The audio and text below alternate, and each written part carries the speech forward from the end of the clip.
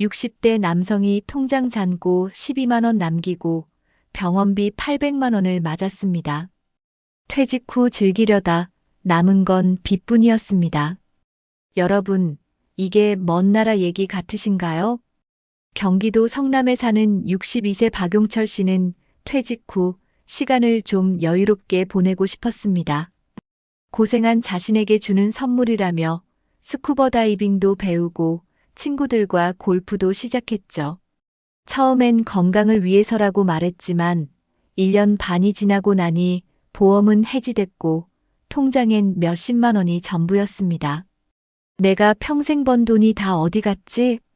그는 이렇게 말했습니다. 혹시 여러분도 비슷한 생각 해보신 적 있나요? 열심히 살았고 자식들 다 키웠고 이제 나를 위해 살아야지 싶었는데 막상 통장은 텅 비고 미래는 더 막막해지는 느낌. 요즘은 병원비도 무섭고 물가도 오르고 손주 용돈까지 부담인데 그저 내 인생 한 번쯤은 나도 즐기고 싶어서 시작했던 취미 생활이 오히려 내 노후를 갉아먹는 흉기가 되어 돌아오는 경우가 적지 않습니다. 그런데 더 무서운 건 이런 일이 생각보다 흔하다는 사실입니다. 이미 수많은 분들이 나만을 위한 인생을 살고 싶다는 마음으로 소비를 시작했다가 노후 파산으로 이어지는 길목에 서 계십니다. 오늘 이 영상에서는 그 치명적인 실수의 흐름을 하나하나 짚어보려 합니다. 끝까지 보신다면 지금 멈춰야 할 씀씀이와 정말 나를 위한 삶이 무엇인지 분명히 찾으실 수 있을 겁니다. 본격적인 영상 시작 전에 구독과 좋아요는 영상 제작에 정말로 큰 힘이 됩니다. 또한 오늘의 영상에는 위에 말씀드린 내용과 관련된 대한민국에서 일어나고 있는 비참한 사례 한 가지와 그와 반대되는 사례를 소개해드리겠습니다. 여러분들이 다 들어보시고 어느 쪽이 내가 원하는 노후의 인생인지 생각해보시는 시간이 되시기 바라겠습니다. 외국계 대기업 부장 은퇴 후 낡은 골프백을 마주하다. 최도윤 씨는 63세. 서울 송파구에 거주하며 외국계 가전회사에서 35년 근무 후 부장으로 은퇴했다. 업무는 치밀했고 인맥도 넓었다. 퇴직 당시 받은 퇴직금은 5억 6천만 원. 인생 2막은 나를 위한 삶이라며 계획도 준비도 철저했다. 그는 퇴직 다음 주부터 골프장에 나가기 시작했다. 회사 다닐 때 못다한 여유를 누리고 싶었다. 마침 지인들이 있는 골프 모임에서 준회원권을 추천해 주었다. 9천만 원에 구입한 수도권 골프장 준회원권, 그는 투자라 여겼다. 이 정도 여유는 누려야죠. 라며 아내도 고개를 끄덕였다. 그 뒤 매주 3번 이상 라운딩, 연습장은 거의 매일 출근했다. 드라이버, 퍼터, 클럽, 골프화까지 최신 모델로 교체했다. 중고 사이트에 내놓은 기존 장비엔 먼지만 쌓였다. 카카오톡 프로필은 골프장 사진으로 바뀌었고 인스타그램에는 식사와 스코어 사진이 가득했다. 이제 이게 내 삶이야. 라며 도윤 씨는 활짝 웃었다. 문제는 1년 후였다. 총 지출 1억 7천만 원. 퇴직금의 3분의 1이 골프비, 모임비, 장비, 여행, 렌트카로 빠져나갔다.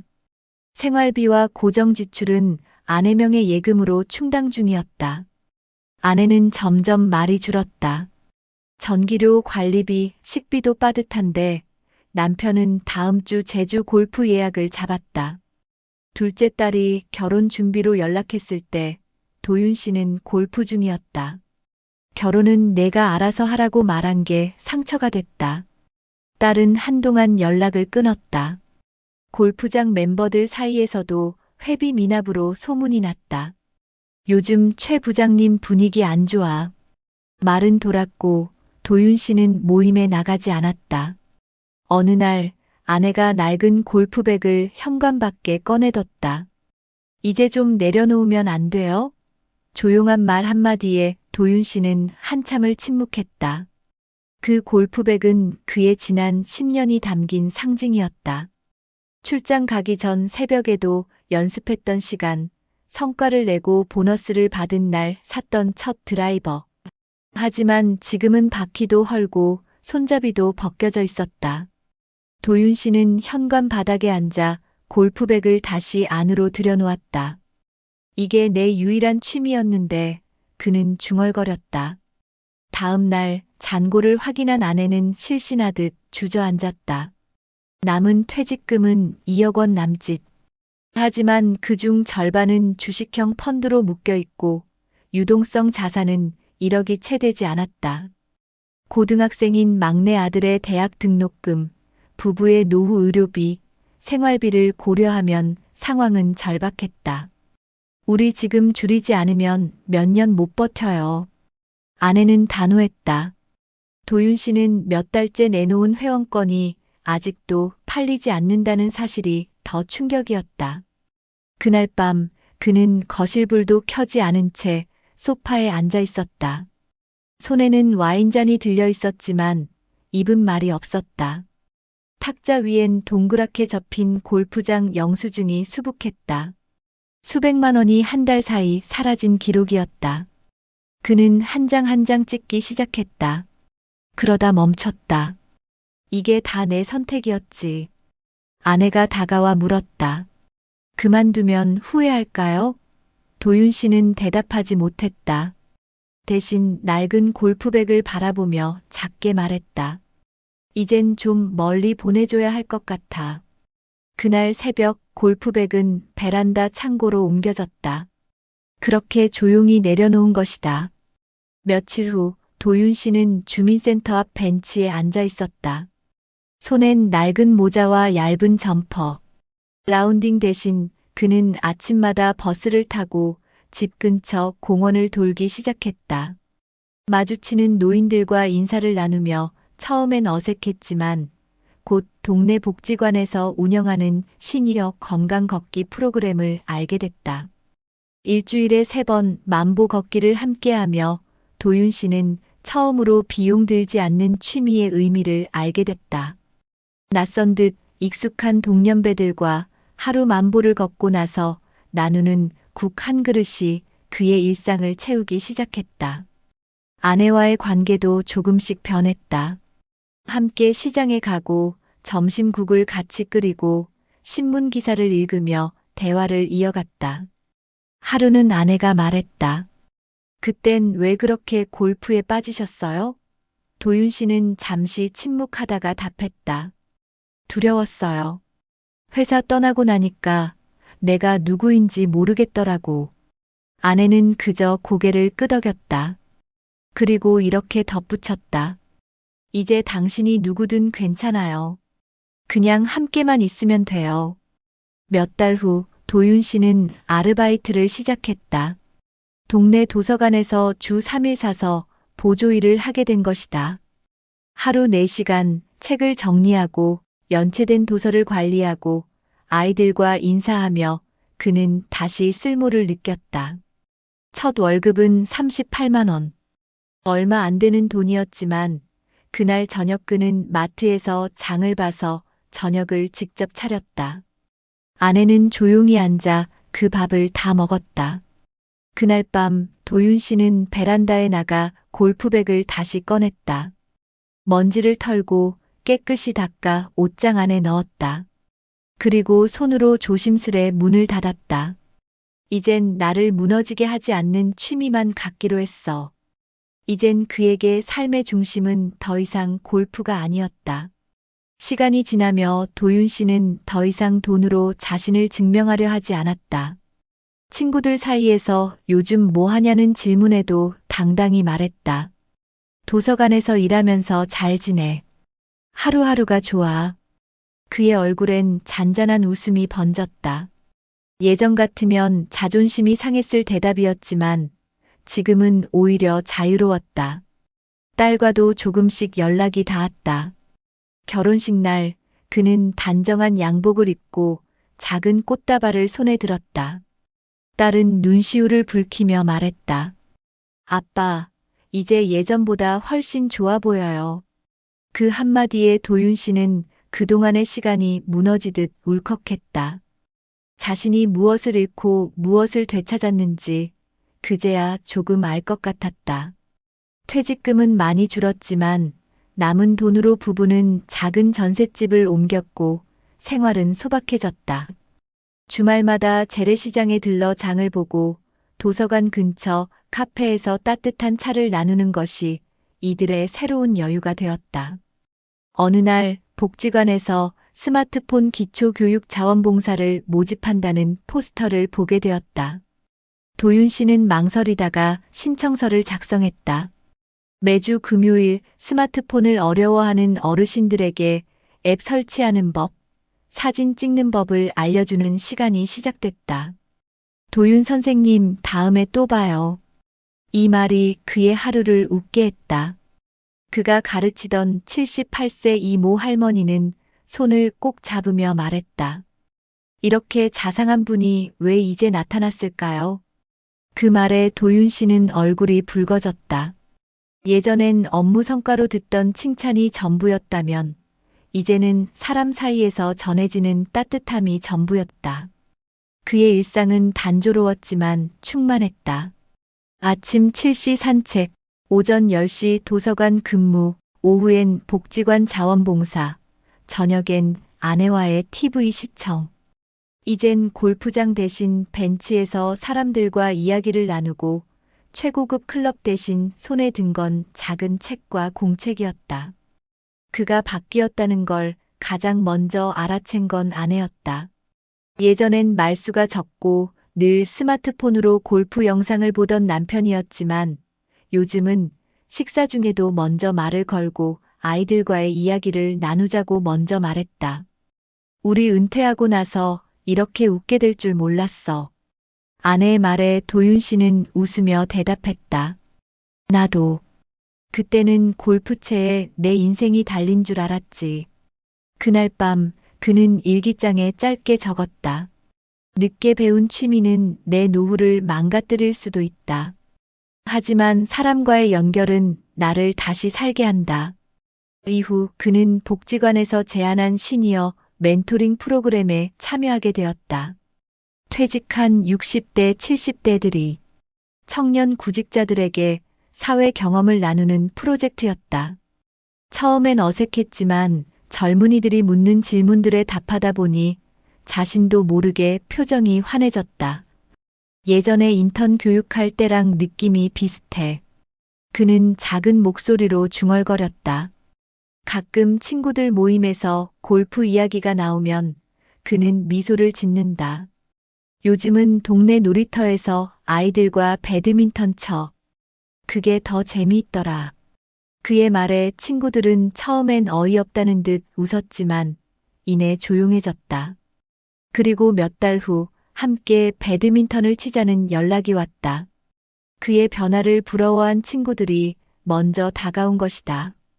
골프백은 아직도 창고 안에 있다. 도윤 씨는 가끔 그 앞을 지나치며 생각한다.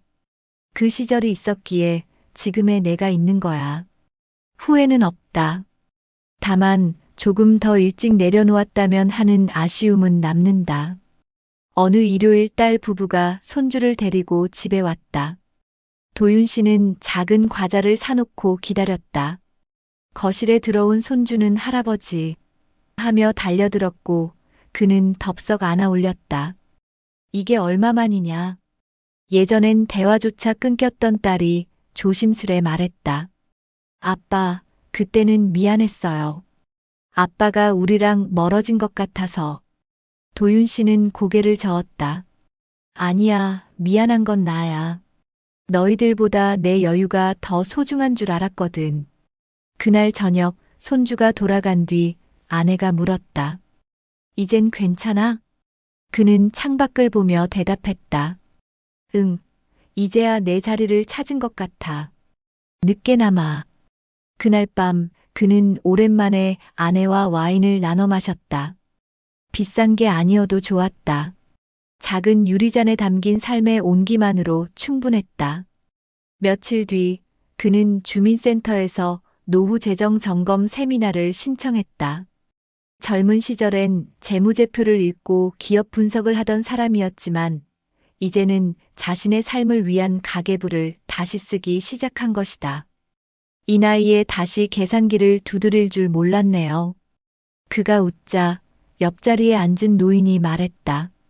그게 사는 맛이죠. 그는 작은 노트를 하나 만들었다. 나를 위한 노후 기록. 그 안에는 월 고정 지출, 자녀 자산, 향후 예상 의료비, 자녀 지원 계획, 그리고 하고 싶은 것 목록이 적혀 있었다. 그 첫 줄엔 이렇게 써 있었다. 내가 즐기되 나를 망치지 않는 것만 하자. 이제 그는 더 이상 허황된 여유를 쫓지 않는다. 친구들에게도 말한다. 지금 내 취미는 나와 내 가족이 웃을 수 있는 걸 찾는 거야. 누군가는 그게 뭐 그리 대단하냐고 했지만 도윤 씨는 알았다. 그 말이 얼마나 어렵고 중요한 말인지. 퇴직 후의 삶은 두 번째 기회가 아니었다. 그에겐 첫 번째 진짜 인생이었다. 어느 늦가을 아침 도윤 씨는 아내와 함께 단풍이 물든 공원을 산책했다. 예전 같았으면 이 시간에 골프장이었지. 그의 말에 아내가 웃으며 말했다. 이제야 가을이 예쁜 줄 알겠죠? 그는 고개를 끄덕였다. 이게 진짜 삶이었네. 공원 벤치에 앉아 그는 손을 꼭 잡은 아내를 바라봤다. 고마워. 기다려줘서. 아내는 조용히 대답했다. 같이 버틴 거야. 우리 둘 다. 이제 도윤 씨에게 여유란 골프장이 아니라 따뜻한 국 한 그릇, 아내의 미소, 손주의 손길, 그리고 오늘 하루를 버틸 수 있는 체력이다. 그는 알게 됐다. 진짜 노후의 행복은 고급스러운 취미나 돈이 아니라 무너지지 않고 꾸준히 살아낼 수 있는 일상의 리듬이라는 걸. 그의 삶은 화려하지 않지만 단단해졌다. 이제 그는 매일 아침 거울을 보며 자신에게 말한다. 충분해. 지금 이대로도. 그날 이후로 그는 다시 매일 아침을 일찍 시작했다. 손에는 책 한 권, 마음에는 여유 한 줌. 이제 더 이상 그는 무언가를 증명하려 하지 않는다. 그냥 오늘 하루 아내와 함께 웃을 수 있다면 그것으로 충분했다. 이제 최도윤 씨의 삶엔 속도가 없다. 하지만 방향은 분명하다. 무너졌던 노후는 다시 천천히, 단단히 세워지고 있었다. 오늘도 그는 고요한 새벽에 창밖을 바라보며 중얼거린다. 이제야 진짜 나로 사는구나. 그리고 그 골프백은 지금도 베란다 구석에 조용히 놓여 있다. 먼지는 쌓였지만 그에겐 여전히 소중한 상징이다. 무너졌던 자존심 휘청이던 삶, 그리고 다시 일어선 용기를 담고 있기 때문이다. 그는 가끔 그 앞에 서서 미소 짓는다. 내 덕분에 내가 다시 나를 알게 됐어. 그 낡은 골프백은 이제 더 이상 허세의 흔적이 아니다. 그건 내가 무엇을 잃었고 무엇을 지켜야 하는지를 알려준 조용한 인생의 스승이었다. 오늘도 그는 조용히 말한다.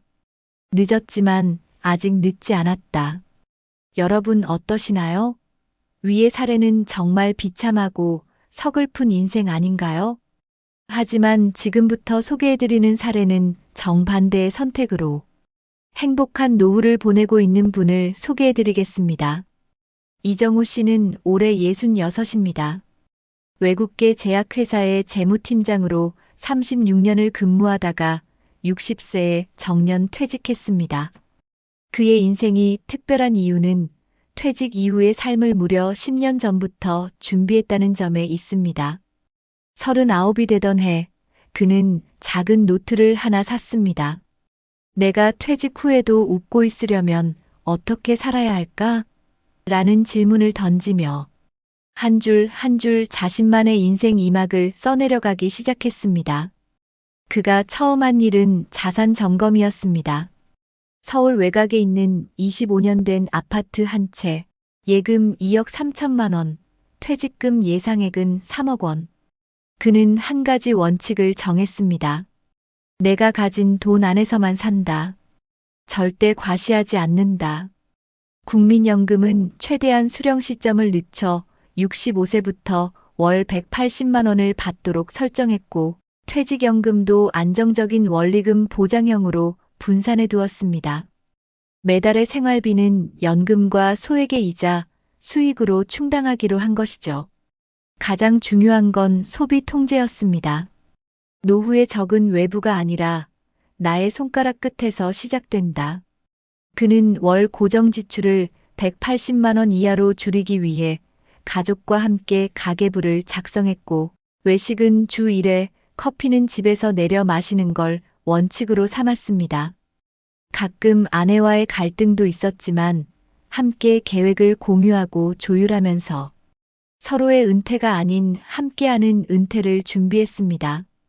또한 그는 인간관계 다이어트도 실천했습니다. 회사 사람들과의 사후의 모임에서 자연스럽게 물러나며 자신이 속할 새로운 공동체를 찾았습니다. 그가 선택한 곳은 지역 주민센터의 커뮤니티 바리스타 프로그램. 60세 퇴직 후 그는 주 3일 복지관, 내 작은 카페에서 커피를 내려주는 시니어 스태프로 활동하고 있습니다. 돈을 벌기보단 나를 느끼기 위해 일한 거죠. 그는 일상 속 소소한 루틴을 소중히 여기며 새벽엔 스트레칭과 산책, 낮엔 커피와 책, 저녁엔 아내와 함께 식사를 준비하며 하루를 정리합니다. 그가 자녀에게도 당부한 말이 있습니다. 나는 너희에게 부담이 되지 않는 부모로 살아가고 싶다. 그래서 결혼 자금도 최소한만 도왔고, 남은 재산 중 일부는 가족 신탁으로 미리 설정해 혹시 모를 분쟁이나 오해를 막았습니다. 그러던 중 62세, 그는 관상동맥 협착으로 심장 스텐트 수술을 받았습니다. 입원비는 약 210만 원. 하지만 실손보험과 노후 의료비 비상자금으로 큰 충격 없이 대처할 수 있었고, 이후 식단을 바꾸고 운동량을 늘려 건강을 되찾았습니다. 그는 수술 이후 사회적 기여에 더 관심을 갖기 시작했습니다. 외국인 근로자 한국어 자원봉사, 독거노인 안부 확인 봉사, 그리고 노후 설계 나눔 강연 활동까지 이어가며 자신의 경험을 사람들과 공유하고 있습니다. 그는 말합니다. 노후는 함께 사는 법을 배우는 시기입니다.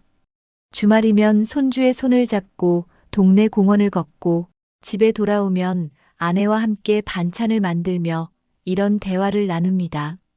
우린 비싼 골프장도 해외여행도 없었지만 마음이 늘 여유롭잖아. 그 순간이 그의 인생에서 가장 값진 행복입니다. 그는 매달 1일이면 자신의 노후 노트를 펼쳐 이번 달의 나를 점검합니다. 가계 점검, 건강 확인, 인간관계 정리, 새로운 취미 탐색. 그의 노후는 계획과 실천, 그리고 정서적 평온함으로 가득 차 있습니다. 그리고 매년 12월 마지막 날, 그는 혼자. 올해도 잘 버텼고, 잘 웃었고, 잘 살아냈다. 는 편지를 자신에게 씁니다. 준비된 노후는 과시가 아니라 존엄입니다.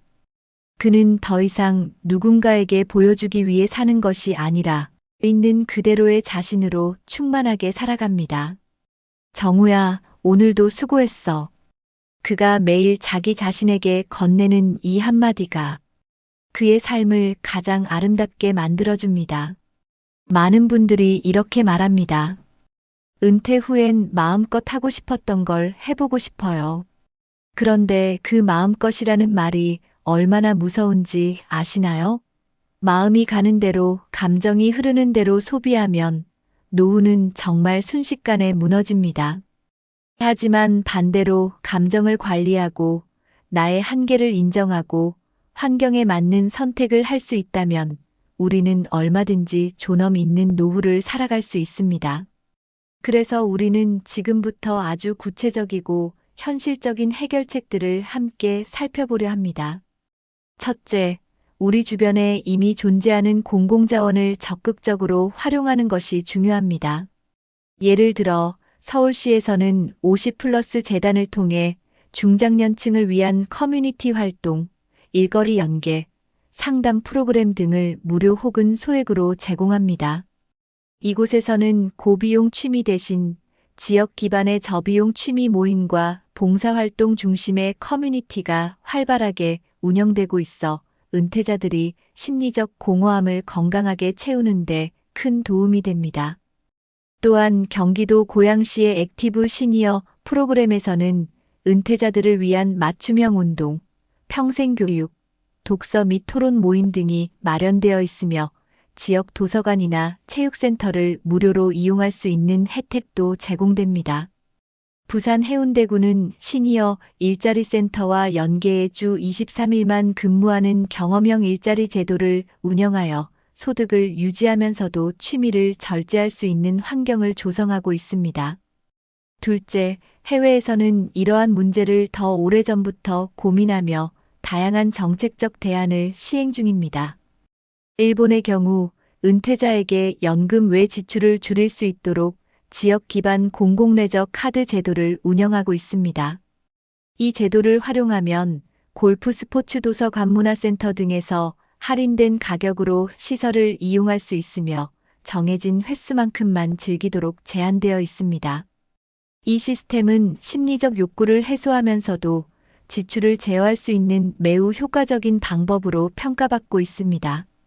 독일은 은퇴자에게 노후 준비 코칭 프로그램을 제공하며 매년 소비 패턴을 점검하고 필요한 교육을 받도록 지원합니다. 재정적 자기 성찰 루틴이란 이름으로 운영되는 이 프로그램은 공무원 연금 수령자부터 일반 노동자까지 폭넓게 적용되고 있으며 재정 파탄을 예방하는 데 매우 긍정적인 효과를 보고 있습니다. 셋째, 전문가들은 노후에도 소비는 습관이다라고 강조합니다. 결국 돈을 어떻게 쓰는가는 일상의 루틴에서 비롯된다는 말입니다. 그러므로 다음과 같은 구체적인 생활 수칙을 추천합니다. 첫 번째, 매월 말 소비 일기를 써보는 겁니다. 어디에 돈을 썼는지, 그 소비가 나를 얼마나 기쁘게 했는지를 기록해 보세요. 두 번째, 무료로 얻을 수 있는 기쁨 리스트를 만들어 보는 것도 좋습니다. 공원 산책, 아침의 따뜻한 햇살, 동네 어르신들과의 대화, 손주와 함께 만든 저녁 식사. 이런 것들은 돈 한 푼 들지 않지만 마음을 풍요롭게 만듭니다. 세 번째, 비용을 나누는 취미를 찾아보세요. 혼자 즐기는 골프가 아니라 셋이 함께 걷는 트레킹, 넷이 모여 나누는 클래식 음악 감상처럼 말이죠. 마지막으로 매년 한 번은 나의 소비 목표를 정리해 보세요. 꼭 필요한 것, 버릴 것, 줄일 것, 그리고 나누고 싶은 것을 적어보는 겁니다. 이 작은 습관들이 결국 노후를 지키는 강력한 방패가 될 것입니다. 무엇보다 중요한 건 비교하지 않는 자세입니다. 은퇴 후 무너지는 소비는 단지 돈의 문제가 아닙니다. 남들과 같아야 한다는 감정, 내가 누리지 못한 걸 이제라도 누려야 한다는 집착이 문제의 근원입니다. 행복한 노후를 보내고 있는 많은 사람들은 입을 모아 말합니다. 노후는 경쟁이 아니라 평화의 시간이다. 나만의 속도, 나만의 방식, 그리고 나만의 가치로 살아가는 사람들만이 진짜 안정과 만족을 누릴 수 있습니다. 이제는 많이 벌어야 좋은 노후라는 낡은 공식을 버려야 할 때입니다. 대신 적게 써도 충분히 행복할 수 있다는 새로운 공식을 받아들이는 것입니다. 그리고 그 시작은 거창하지 않습니다. 오늘 하루 내가 지출한 영수증 하나를 다시 들여다보는 것에서 출발하면 됩니다. 지금 이 순간의 작은 선택이 10년 후 나의 삶을 바꿉니다. 실제로 서울 관악구에 사는 68세 박정민 어르신은 퇴직 후 골프 대신 동네 복지관에서 우쿨렐레를 배우기 시작했습니다. 처음엔 서툴렀지만 지금은 친구들과 작은 동호회를 만들어 동네 경로당에서 공연도 다닙니다. 비용은 월 1만 원 이내, 오히려 자원봉사로 더 큰 보람을 느낀다고 합니다. 이처럼 방향만 잘 잡으면 노후는 훨씬 더 단단하고 따뜻해질 수 있습니다. 여러분의 노후는 어떤가요? 지금 내가 즐기고 있는 소비가 나를 행복하게 해주고 있나요? 아니면 남의 시선을 의식한 선택은 아니었나요? 이런 질문에 솔직해질 때 우리는 비로소 나다운 노후를 준비할 수 있습니다. 지금부터라도 조심스럽게, 그러나 용기 있게 내 삶을 점검해 보세요. 정부나 지자체의 도움도 받을 수 있고, 가족들과 솔직한 대화를 나눠볼 수도 있습니다. 나를 위해, 그리고 나를 사랑하는 사람들을 위해 절제된 소비와 꾸준한 점검을 실천하는 것. 그것이 결국 지혜로운 노후로 가는 길입니다. 행복은 결국 내 삶에 맞는 균형에서 비롯된다는 사실 잊지 마세요. 한 해외 시니어 연구소의 보고서에서는 이렇게 말합니다. 은퇴 후 소비 습관은 그 사람의 지난 삶을 고스란히 반영한다. 그만큼 무의식적이고 자동적인 행동이라는 겁니다. 그래서 더욱 경계해야 합니다. 특히 경제적 자유라는 단어에 현혹되기 쉬운 이 시기엔 자유보다 책임이 더 중요합니다. 독일의 한 노후 재정 전문가도 강조합니다. 은퇴자들에게 필요한 건 더 많은 돈이 아니라 덜 후회할 소비 구조다. 우리가 매일 하는 소비는 결코 사소하지 않습니다. 작은 지출 하나가 내일의 여유, 그리고 10년 뒤의 안정과 직결되기 때문입니다. 이제 우리는 한 걸음씩 내딛어야 합니다. 지역사회 안에서의 연결, 감정에 흔들리지 않는 소비 습관, 그리고 나만의 기준을 세우는 용기. 이 세 가지가 모이면 어떤 상황에서도 무너지지 않는 노후를 만들 수 있습니다. 결국 노후는 어떻게 살 것인가의 질문이고, 그 답은 지금 우리가 내리는 작은 결정들 속에 있습니다. 여러분, 오늘 하루 무엇을 선택하시겠습니까? 어떤 사람은 말합니다. 나는 지금이 제일 자유로워요. 뭐든 할 수 있어요. 하지만 그 자유는 방향을 잃은 순간 부메랑처럼 돌아와 우리 삶을 무너뜨릴 수 있습니다. 진짜 자유는 선택의 책임을 질 수 있을 때 주어집니다. 나의 소비, 나의 시간, 나의 인간관계. 이 모든 것의 중심을 잡을 수 있어야 비로소 우리는 안정된 노후라는 항구에 닿을 수 있습니다. 여러분의 삶이 무너지지 않기 위해 지금부터 하나씩 실천해 보세요. 아침마다 영수증을 정리해 보는 것부터 지역 복지관의 프로그램을 하나 찾아 신청해 보는 것까지 작은 행동이 쌓이면 인생이 바뀝니다. 그리고 그 변화는 결코 멀리 있지 않습니다. 어쩌면 지금 이 글을 읽고 있는 바로 이 순간부터가 새로운 시작일지도 모릅니다. 우리 모두에게는 제이막의 인생이 있습니다. 그 인생이 불안하고 초조한 나날이 아니라 따뜻하고 단단한 시간들로 채워지길 바랍니다. 그 출발은 거창한 계획이 아닙니다. 단 한 번의 신중한 선택, 한 번의 절제된 소비, 그리고 한 번의 용기 있는 점검에서 시작됩니다. 지금 바로 그 첫걸음을 내디뎌 보세요. 여러분의 삶이 더 단단해지고 더 따뜻해질 것입니다. 우리의 노후는 더 이상 막연한 미래가 아닙니다. 지금 우리가 살아가는 바로 이 순간이 곧 노후의 일부입니다. 그러니 오늘 하루를 낭비하지 마세요. 오늘을 잘 사는 것이 곧 내일의 안정이고 모레의 기쁨입니다. 진짜 후회 없는 노후를 위해 지금 이 순간부터 우리가 바꿀 수 있습니다. 바로 당신의 선택으로부터. 지금이 아니면 늦습니다. 당신의 미래는 당신의 손에 달려 있습니다. 행복한 노후는 멀리 있지 않습니다. 오늘 당신이 내딛는 그 한 걸음이 바로 그 시작입니다. 지금 당신의 노후를 다시 설계해 보세요. 많은 분들이 이렇게 말합니다. 은퇴 후엔 마음껏 하고 싶었던 걸 해보고 싶어요. 그런데 그 마음껏이라는 말이 얼마나 무서운지 아시나요? 마음이 가는 대로, 감정이 흐르는 대로 소비하면 노후는 정말 순식간에 무너집니다. 하지만 반대로 감정을 관리하고 나의 한계를 인정하고 환경에 맞는 선택을 할 수 있다면 우리는 얼마든지 존엄 있는 노후를 살아갈 수 있습니다. 그래서 우리는 지금부터 아주 구체적이고 현실적인 해결책들을 함께 살펴보려 합니다. 첫째, 우리 주변에 이미 존재하는 공공자원을 적극적으로 활용하는 것이 중요합니다. 예를 들어 서울시에서는 50플러스 재단을 통해 중장년층을 위한 커뮤니티 활동, 일거리 연계, 상담 프로그램 등을 무료 혹은 소액으로 제공합니다. 이곳에서는 고비용 취미 대신 지역 기반의 저비용 취미 모임과 봉사활동 중심의 커뮤니티가 활발하게 운영되고 있어 은퇴자들이 심리적 공허함을 건강하게 채우는데 큰 도움이 됩니다. 또한 경기도 고양시의 액티브 시니어 프로그램에서는 은퇴자들을 위한 맞춤형 운동, 평생교육, 독서 및 토론 모임 등이 마련되어 있으며 지역 도서관이나 체육센터를 무료로 이용할 수 있는 혜택도 제공됩니다.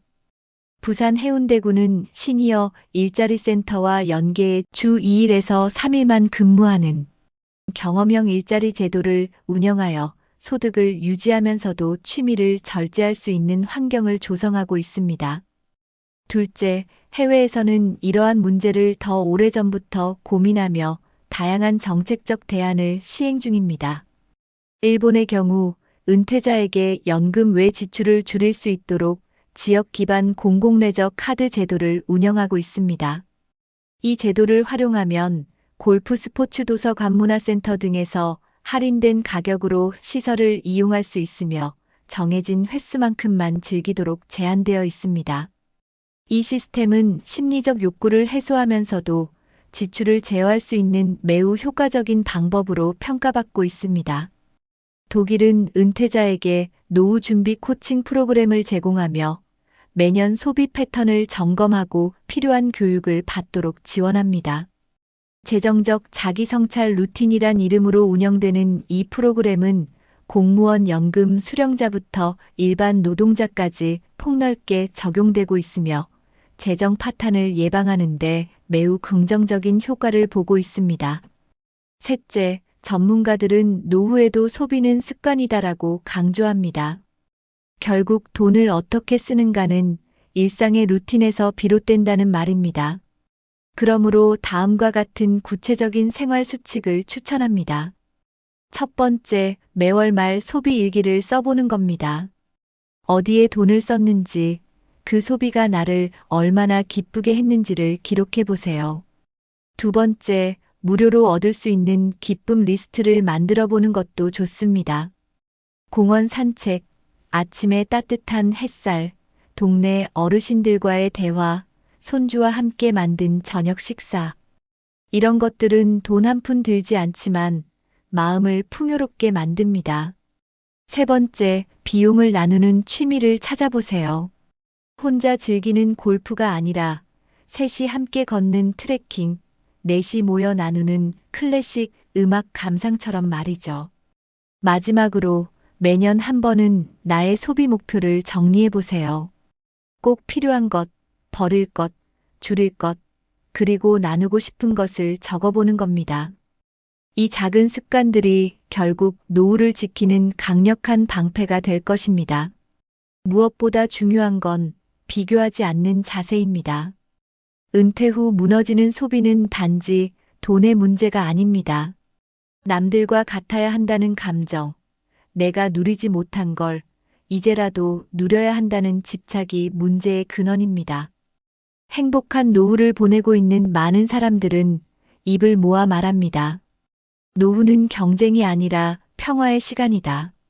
나만의 속도, 나만의 방식, 그리고 나만의 가치로 살아가는 사람들만이 진짜 안정과 만족을 누릴 수 있습니다. 이제는 많이 벌어야 좋은 노후라는 낡은 공식을 버려야 할 때입니다. 대신 적게 써도 충분히 행복할 수 있다는 새로운 공식을 받아들이는 것입니다. 그리고 그 시작은 거창하지 않습니다. 오늘 하루 내가 지출한 영수증 하나를 다시 들여다보는 것에서 출발하면 됩니다. 지금 이 순간의 작은 선택이 10년 후 나의 삶을 바꿉니다. 바람이 분다. 나뭇잎이 흔들린다. 마음이 흔들릴 때 삶도 다시 쓰여진다. 여러분, 오늘 이야기 어떻게 들으셨나요? 은퇴 후 낯선 자유 속에 헤매다 결국 경제적 한계에 부딪혀버린 이태훈 씨의 살. 젊은 시절 열심히 일했지만 은퇴 후에는 감정과 욕망을 제대로 조절하지 못해 무너졌던 그 현실은 우리 모두에게 내일의 내가 될 수 있는 이야기였습니다. 반대로 또 한 사람 김병도 씨의 삶은 달랐습니다. 그는 자산이 크지 않아도 자신의 경제력을 정확히 파악했고 허용 대신 절제를 택했죠. 지역 복지관의 프로그램을 적극 활용하며 단출하지만 따뜻한 노후를 만들고 있습니다. 소소한 취미, 조용한 일상 속에서도 그는 말합니다. 지금이 제일 행복합니다. 누구와도 비교하지 않고 나답게 사는 게 참 좋습니다. 이 둘의 차이는 어디서 왔을까요? 큰 돈의 유무도 아니고 특별한 운도 아닙니다. 바로 선택입니다. 어떤 길을 걸을지, 어떤 마음으로 노후를 맞이할지. 그 작은 차이가 인생의 마지막 장을 완전히 다르게 만들었습니다. 여러분, 우리 모두는 여전히 선택할 수 있습니다. 지금이라도 방향을 바꿀 수 있고 작게나마 준비를 다시 시작할 수 있습니다. 욕망보다 균형을, 비교보다 평화를 선택할 수 있습니다. 그리고 그 선택이 바로 사랑하는 가족을 지키고 나를 지키는 길이 될 것입니다. 혹시 지금 너무 늦지 않았을까 고민하고 계신가요? 하지만 절대 늦지 않았습니다. 오늘 이 영상을 본 이 순간이 바로 새 출발의 시작입니다. 여러분의 인생은 아직 끝나지 않았습니다. 여러분의 노후는 아직 따뜻하게 피어날 수 있습니다. 그러니 우리 함께 조금 더 신중하게, 조금 더 지혜롭게, 그리고 무엇보다 나답게 살아보는 건 어떨까요? 눈물로 마무리하는 인생이 아니라 미소로 되새김질할 수 있는 인생을 위해 지금 함께 걸어가 보시죠. 선생님, 혹시 주변을 둘러보며 이런 생각 해보신 적 없으신가요? 똑같은 세월의 강을 건너왔는데 어떤 이는 잔잔한 미소로 황혼을 맞이하고 어떤 이는 가슴을 치는 눈물로 하루를 지새우는지 말입니다.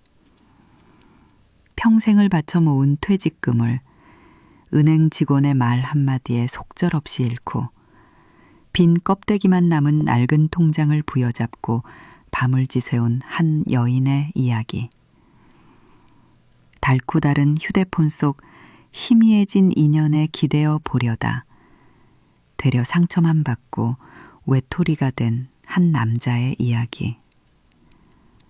하지만 반대로 켜켜이 쌓인 먼지 속에서도 꼼꼼히 정리해둔 낡은 서류철 하나가 든든한 노후의 방패막이가 되어준 사람도 있었고, 매일 밤 꾸준히 채워나간 작은 노트 한 권이 건강과 사람, 그 모든 것을 지켜준 이야기도 있습니다. 결국 인생의 마지막 장을 가르는 것은 거창한 성공이 아니었습니다. 사소해 보였던 단 하나의 습관, 마음을 다해 지켜낸 단 하나의 원칙이었습니다. 오늘 그 운명을 가른 4개의 낡은 물건에 담긴 지혜를 들려드리려 합니다. 끝까지 함께 하신다면 여러분의 남은 인생을 지켜줄 등불 하나를 반드시 얻게 되실 겁니다. 여러분, 요즘 뉴스를 보며 이런 생각 드신 적 없으신가요? 내가 평생 모은 돈이 하루아침에 사라진다면? 최근 서울에 사는 58세 주부 김미정 씨는 남편의 병원비를 마련하려 은행 창구를 찾았다가 직원의 권유로 안전하다는 상품에 가입했습니다. 그런데 몇 달 뒤 통장을 열어본 순간 남은 건 전 재산의 절반이 사라진 잔해뿐이었죠. 혹시 여러분도 은행원이 권하는 투자 상품, 제대로 확인하지 않고 가입해 본 적 있으신가요? 지금 이 순간에도 수천 명이 원금 보장이라는 말만 믿었다가 노후가 무너지고 있습니다. 놓치면 안 됩니다. 이미 많은 분들이 이 위험을 체감했고 해결책을 찾고 있습니다. 오늘 영상 끝까지 보시면 여러분의 노후를 지킬 수 있는 방법을 반드시 확인할 수 있습니다. 본격적인 영상 시작 전에 구독과 좋아요는 영상 제작에 정말로 큰 힘이 됩니다. 요즘 병원비, 돌봄비, 대출이자까지 겹쳐 지갑이 얇아진다고 느끼시나요? 혹시 원금은 안전하다는 말을 믿고 든 상품이 다음 달 통장에선 사라질까 봐 불안하시진 않나요? 오늘 이야기 남일 아닐 수 있습니다. 제 이름은 정미라, 61살입니다. 예전엔 작은 전자부품 회사에서 인사팀 부장으로 일했고 퇴사 후엔 남편 건강검진과 시어머니, 병원 모시기를 생활처럼 해왔죠. 우리 집 재산이라고는 전셋집 보증금과 20회 넘게 쓴 낡은 통장 지갑 하나가 전부였습니다. 그 지갑엔 아이들 학원비 봉투, 남편 약값 영수증, 그리고 제 월급에서 모아온 적금 통장이 껴 있었어요. 물가가 오르고 보험료가 오를 때마다 저는 그 지갑을 쥔 손에 더 힘을 줬습니다. 이것만은 지켜야 한다. 제 노후, 우리 가족의 버팀목이니까요. 지난 봄, 시중은행 S지점에서 전화가 왔습니다. 고객님, 늘 성실히 거래해 오셔서 VIP 혜택 드려요. 예금처럼 안정적이면서 이자는 더 드리는 상품이 나왔습니다. 상담실 문을 열자 밝은 조명이 비치고 따뜻한 차가 놓였습니다. 직원은 제 낡은 통장 지갑을 보더니 이렇게 말했죠. 이건 그냥 잠깐 쉬게 하시고 이쪽으로 옮겨두세요. 6개월만 지나면 쿠폰이 나옵니다. 저는 물었습니다. 원금은요? 직원은 미소 지으며 답했습니다. 특수한 경우만 아니면 손실 거의 없어요. 게다가 요즘 같은 때 가만히 놔두면 손해잖아요. 적합성 설문을 작성하는데 글씨가 작아 잘 보이지 않았습니다. 직원이 펜을 가리키며 평소 예금 위주셨지만 이건 짧은 기간 운용이라 보수 중립 사이에 체크하시면 됩니다라고 말했습니다. 뒤이어 종이가 몇 장 더 나왔고 전자서명을 요청받았죠. 저는 늘 하던 대로 주민번호와 주소가 노출되지 않게 확인만 하고 서명했습니다. 설명서는 두툼했지만 중요 부분만 표시해 드릴게요라며 형광펜이 몇 줄을 스쳤습니다. 여기 보시면 조건 충족 시 이자, 미충족 시 이자 미발생 정도고요.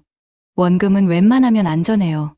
낡은 통장 지갑에서 적금 통장 한 장을 꺼내며 저는 조심스레 물었습니다. 혹시 급히 돈이 필요하면요? 언제든 중도 환매 가능하지만 만기까지 두시면 가장 좋아요. 저는 결국 생활비 비상자금과 적금 일부를 합해 1억 2천만 원을 옮겼습니다. 그해 여름, 뉴스에서 해외 지수와 금리 얘기가 자주 나왔습니다. 낯선 용어들이 스쳐 지나갈 때마다 제 낡은 통장 지갑이 더 무거워지는 느낌이 들었습니다. 저는 S지점에 전화를 걸어 물었습니다. 제가 든 상품, 요즘 시장이 안 좋다는데 괜찮겠어요? 직원은 웃는 목소리로 답했죠. 걱정 마세요, 고객님. 중간에 숫자 보시면 깜짝 놀라실 수 있는데 만기에 맞춰보시면 됩니다. 그로부터 한 달 뒤 문자 하나가 도착했습니다. 평가 금액 변동 안내. 화면 속 숫자는 제가 알던 잔액보다 훨씬 작았습니다. 심장이 내려앉았지만 다시 스스로를 달랬습니다. 만기에 맞춰보자. 은행이 설마. 남편은 고혈압 약을 갈아타야 했고 시어머니는 재활치료 횟수를 늘려야 했습니다.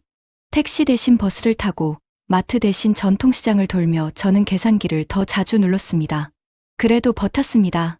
통장 지갑 속 현금 봉투를 접어 넣으며 곧 쿠폰이 나온다는 말을 되뇌었죠. 그러던 어느 날 은행에서 다시 전화가 왔습니다. 시장 상황이 흔들려서 구조를 조정했어요.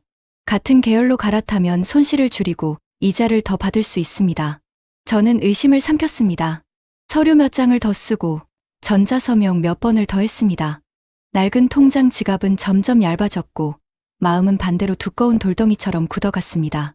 그 사이 건강보험료가 오르고 대중교통 요금도 올라 지출표의 숫자는 매달 새로 달아졌습니다. 작은 사치였던 커피도 줄였습니다. 가을비가 내리던 날 또 하나의 문자가 왔습니다. 기초자산이 기준선에 도달. 무슨 뜻인지 정확히 몰랐습니다. 은행에 전화를 걸자 직원은 일시적인 현상이라고 했습니다. 그러나 며칠 뒤 평가 금액은 더 줄었습니다. 저는 상담실을 찾아가 물었습니다. 처음에 원금은 거의 안전하다고 하지 않으셨나요? 직원은 모니터를 돌려 보여주며 말했습니다.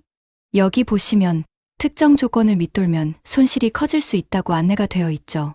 형광펜이 그은 줄은 분명 거기 있었습니다. 하지만 그날 저는 그 문장을 이해하지 못한 제 자신과 이해하도록 충분히 들어보지 못한 시간들 사이에 끼어 서 있었습니다. 낡은 통장 지갑을 꽉 쥔 손끝이 하얘졌습니다. 돋보기를 끼고 계약서를 다시 펼쳤습니다. 핵심 설명서, 중요사항 확인서가 눈에 들어왔고 체크박스엔 중위험 중수익 표시가 선명했습니다. 저는 그 칸에 표시한 기억이 없었습니다. 다음 날 은행에 묻자 당시 상담 흐름상 그렇게 이해하셔서 체크하신 걸로 기록돼 있습니다라는 답이 돌아왔습니다. 모든 서류 사본을 이메일로 받아 다시 읽었습니다. 기준선 하회 시 손실 확대 가능. 그 문장이 그날따라 유난히 차갑게 보였습니다. 전기요금 고지서는 더 올랐고 장바구니 물가도 숨 가빴습니다. 남편은 당분간 고기는 줄이자고 했고 저는 고개를 끄덕였습니다. 아들은 마지막 등록금 분납은 제가 해볼게요라며 웃었지만 그 웃음이 가벼워 보이지 않았습니다. 밤마다 책상 위 낡은 통장 지갑이 길게 그림자를 드리웠고 그 속엔 오래된 통장과 제 서명이 겹쳐 있었습니다. 또 문자가 왔습니다. 평가 금액 추가 하락. 저는 더 버틸지 중도 해지할지 갈림길에 섰습니다. 지금 해지하면 수수료가 큽니다. 만기까지 가져가시는 게 유리합니다. 은행의 답은 같았습니다. 집으로 돌아오는 길, 빗물이 신발 속으로 스며들었고 현관 앞에서 낡은 통장 지갑이 손에서 미끄러질 뻔했습니다. 마음 어딘가에서 아주 미세한 금 가는 소리가 났습니다. 만기일을 며칠 앞둔 새벽, 휴대폰 알림음이 울렸습니다. 최종 정산 예정 금액 안내. 손끝이 떨려 화면을 켰습니다. 1억 2천만 원을 맡겼던 제 계좌엔 고작 4천만 원 조금 넘는 금액만 남아 있었습니다. 숨이 막혀오고 귀에서 삐하는 소리가 울렸습니다. 이게 어떻게 된 거죠? 처음엔 원금이 안전하다고 했잖아요. 저는 은행 창구로 달려가 소리쳤습니다. 직원은 차분한 얼굴로 모니터를 가리켰습니다. 고객님, 기초자산이 기준선 밑으로 내려가면서 손실 구조가 발동된 겁니다. 설명드린 대로 위험 고지가 되어 있었죠. 그 순간 머릿속이 하얘졌습니다. 위험 고지라는 말보다 손에 들고 있던 낡은 통장 지갑이 눈에 들어왔습니다. 지갑 속엔 여전히 자식들 학원비 봉투와 남편 병원비 영수증이 끼워져 있었습니다. 그러나 지갑을 채워주던 통장은 이제 빈 껍데기나 다름없었습니다. 집으로 돌아오는 길, 지하철 창밖에 스치는 불빛들이 전부 날카로운 칼날처럼 느껴졌습니다. 내가 잘못한 걸까? 은행 말을 믿은 게 죄였을까? 스스로를 원망하면서도 막상 현실은 도망칠 곳이 없었습니다. 남편의 약값, 시어머니의 병원비, 생활비는 그대로인데 통장은 텅 비어버렸으니까요. 저녁 밥상에서 저는 차마 말문을 열지 못했습니다. 결국 아들이 먼저 물었습니다. 엄마, 요즘 왜 이렇게 말씀이 없으세요? 저는 눈물을 꾹 참으며 입술을 깨물었습니다. 하지만 남편은 이미 눈치챘던 듯했습니다. 혹시 그때 은행에서 옮긴 돈 무슨 일 생긴 거예요? 저는 결국 사실을 털어놨습니다. 남편은 말없이 숟가락을 내려놓고 자리에서 일어섰습니다. 아들은 놀란 얼굴로 저를 바라봤습니다. 엄마, 왜 혼자 결정하셨어요? 왜 저희랑 상의 안 하셨어요? 그날 밤, 방 안에 앉아 낡은 통장 지갑을 펼쳐 들었습니다. 지갑 속에 오래된 은행 도장은 흐릿해져 있었고 제 서명은 군데군데 삐뚤게 번져 있었습니다. 마치 제 삶이 지워지고 있는 것만 같았습니다. 며칠이 지나고 저는 같은 피해를 본 사람들의 모임에 나가게 됐습니다. 모임엔 제 또래의 주부들, 은퇴한 교사, 자영업자들이 모여 있었습니다. 모두 비슷한 말을 했습니다. 원금 보장이라 했어요. 안전하다 했어요. 그런데 통장 열어보니 다 사라졌더라고요. 저는 그 자리에서 처음으로 제 잘못이 혼자만의 불운이 아니라는 걸 알게 됐습니다. 낡은 통장 지갑을 꺼내 보이며 떨리는 목소리로 말했습니다. 저도 이 지갑에 평생을 담았는데 하루아침에 다 잃었습니다. 그 순간 옆에 있던 한 아주머니가 제 손을 꼭 잡아주셨습니다. 우리 모두 같은 처지예요. 부끄러워하지 마세요. 그날 밤 집으로 돌아와 다시 지갑을 꺼내 보았습니다. 지갑은 여전히 낡았고 속은 비어 있었지만 제 마음속엔 다른 생각이 자리 잡았습니다. 나만 이런 게 아니구나. 그리고 다시 채워갈 방법을 찾아야겠구나. 저는 금감원 분쟁 조정 절차에 참여하기로 했습니다. 주변에선 보상 비율이 낮다는 말이 많았지만 그래도 가만히 있으면 아무것도 얻을 수 없다는 생각이 들었습니다. 동시에 다시는 같은 실수를 반복하지 않기 위해 금융교육 강좌를 찾아다니기 시작했습니다. 강의실에서 들은 말이 아직도 잊히지 않습니다. 은행 직원의 말보다 중요한 건 문서 속 작은 글씨입니다. 그 작은 글씨가 당신 노후를 지킵니다. 그 문장을 노트에 적으며 저는 낡은 통장 지갑 속 빈칸에 새 다짐을 하나 넣었습니다. 다시는 지갑을 비워두지 않겠다. 시청자 여러분, 혹시 여러분도 낡은 통장 지갑을 꼭 쥐고 계시지 않나요? 은퇴 뒤 아껴 모은 퇴직금, 노후 자금, 혹은 아이들 결혼 자금이 들어있는 그 지갑 말입니다. 저처럼 원금은 안전하다는 말 한마디에 마음이 흔들린 적은 없으신가요? 저는 이제야 깨달았습니다. 은행 창구에서의 웃음, 형광펜 몇 줄보다 중요한 건 제 손에 쥔 지갑과 그 속의 현실입니다. 이 이야기는 저 혼자만의 것이 아닙니다. 수많은 50대, 60대, 70대가 이미 같은 경험을 했습니다. 그렇기에 오늘 제 사연은 남의 이야기가 아닐 겁니다. 노후의 돈은 단순한 숫자가 아니라 삶 그 자체다. 이 말을 잊지 않으시길 바랍니다. 낡은 통장 지갑을 지키는 일, 그것이 결국 우리 가족을 지키는 길이 될 것입니다. 여러분 어떠시나요? 위의 사례는 정말 비참하고 서글픈 인생 아닌가요? 하지만 지금부터 소개해드리는 사례는 정반대의 선택으로 행복한 노후를 보내고 있는 분을 소개해드리겠습니다. 주인공은 박성호 씨입니다. 그는 30년 넘게 교육청 산하중학교에서 행정공무원으로 근무했습니다. 매일 새벽 5시 반이면 일어나 학교 교무실 불을 켜고 학생들 장학금 서류부터 교사 인사 관련 문서까지 챙기던 사람이었죠. 남들 눈에는 평범한 공무원이었지만 그는 늘 자신과 아내에게 큰 돈은 못 벌어도 꾸준히 들어오는 연금이야말로 최고의 자산이다라고 말하곤 했습니다. 그의 집 거실 장식장에는 오래된 가죽 서류철이 있습니다. 그 속엔 매년 모아둔 가계부, 적금 만기 통지서, 그리고 연금 납입 확인서가 가지런히 꽂혀 있습니다. 다른 집 사람들은 잘 쓰지 않는 물건이라며 버리기도 했지만 박 씨는 이게 우리 집의 역사라며 늘 소중히 다뤘습니다. 퇴직을 앞둔 60세 무렵 주변에서는 연금만 바라보다가는 물가를 못 따라간다는 말이 많았습니다. 특히 친구들 중 몇몇은 퇴직금을 받아 주식이나 부동산, 심지어 은행 직원이 권유하는 고수익 파생 상품에 돈을 넣었습니다. 모임에 나가면 늘 이런 얘기가 나왔습니다. 야, 요즘은 예금이 답이 아니야. 땡땡 은행에서 나온 상품인데 6개월만 맡겨도 10% 준대. 그러면 박 씨는 빙그레 웃으며 대답했습니다. 나는 그냥 연금으로 살 거야. 큰 욕심 안 부리고 아내랑 손주들 용돈이나 챙기면 됐지. 그때는 친구들이 답답하다며 고개를 저었지만 그는 생각이 달랐습니다. 내 나이에 원금 잃는 건 죽는 것보다 무서운 일이다. 조금 덜 가져가더라도 안전하게 가져가자. 2019년 박 씨도 은행 창구를 찾은 적이 있었습니다. 막내딸 결혼자금을 일부 마련하기 위해 적금 중 일부를 해지하러 갔던 날이었죠. 창구 직원이 조심스럽게 말을 꺼냈습니다. 고객님, 지금 이 상품은 안전하면서도 이자를 많이 드립니다. 요즘 다들 하십니다. 박 씨는 잠시 고민했지만 서류를 꺼내던 손을 멈췄습니다. 그리고 물었습니다. 원금 보장됩니까? 직원은 순간 머뭇거리다 말했습니다. 조건부로는 예, 사실 완전 보장은 아닙니다.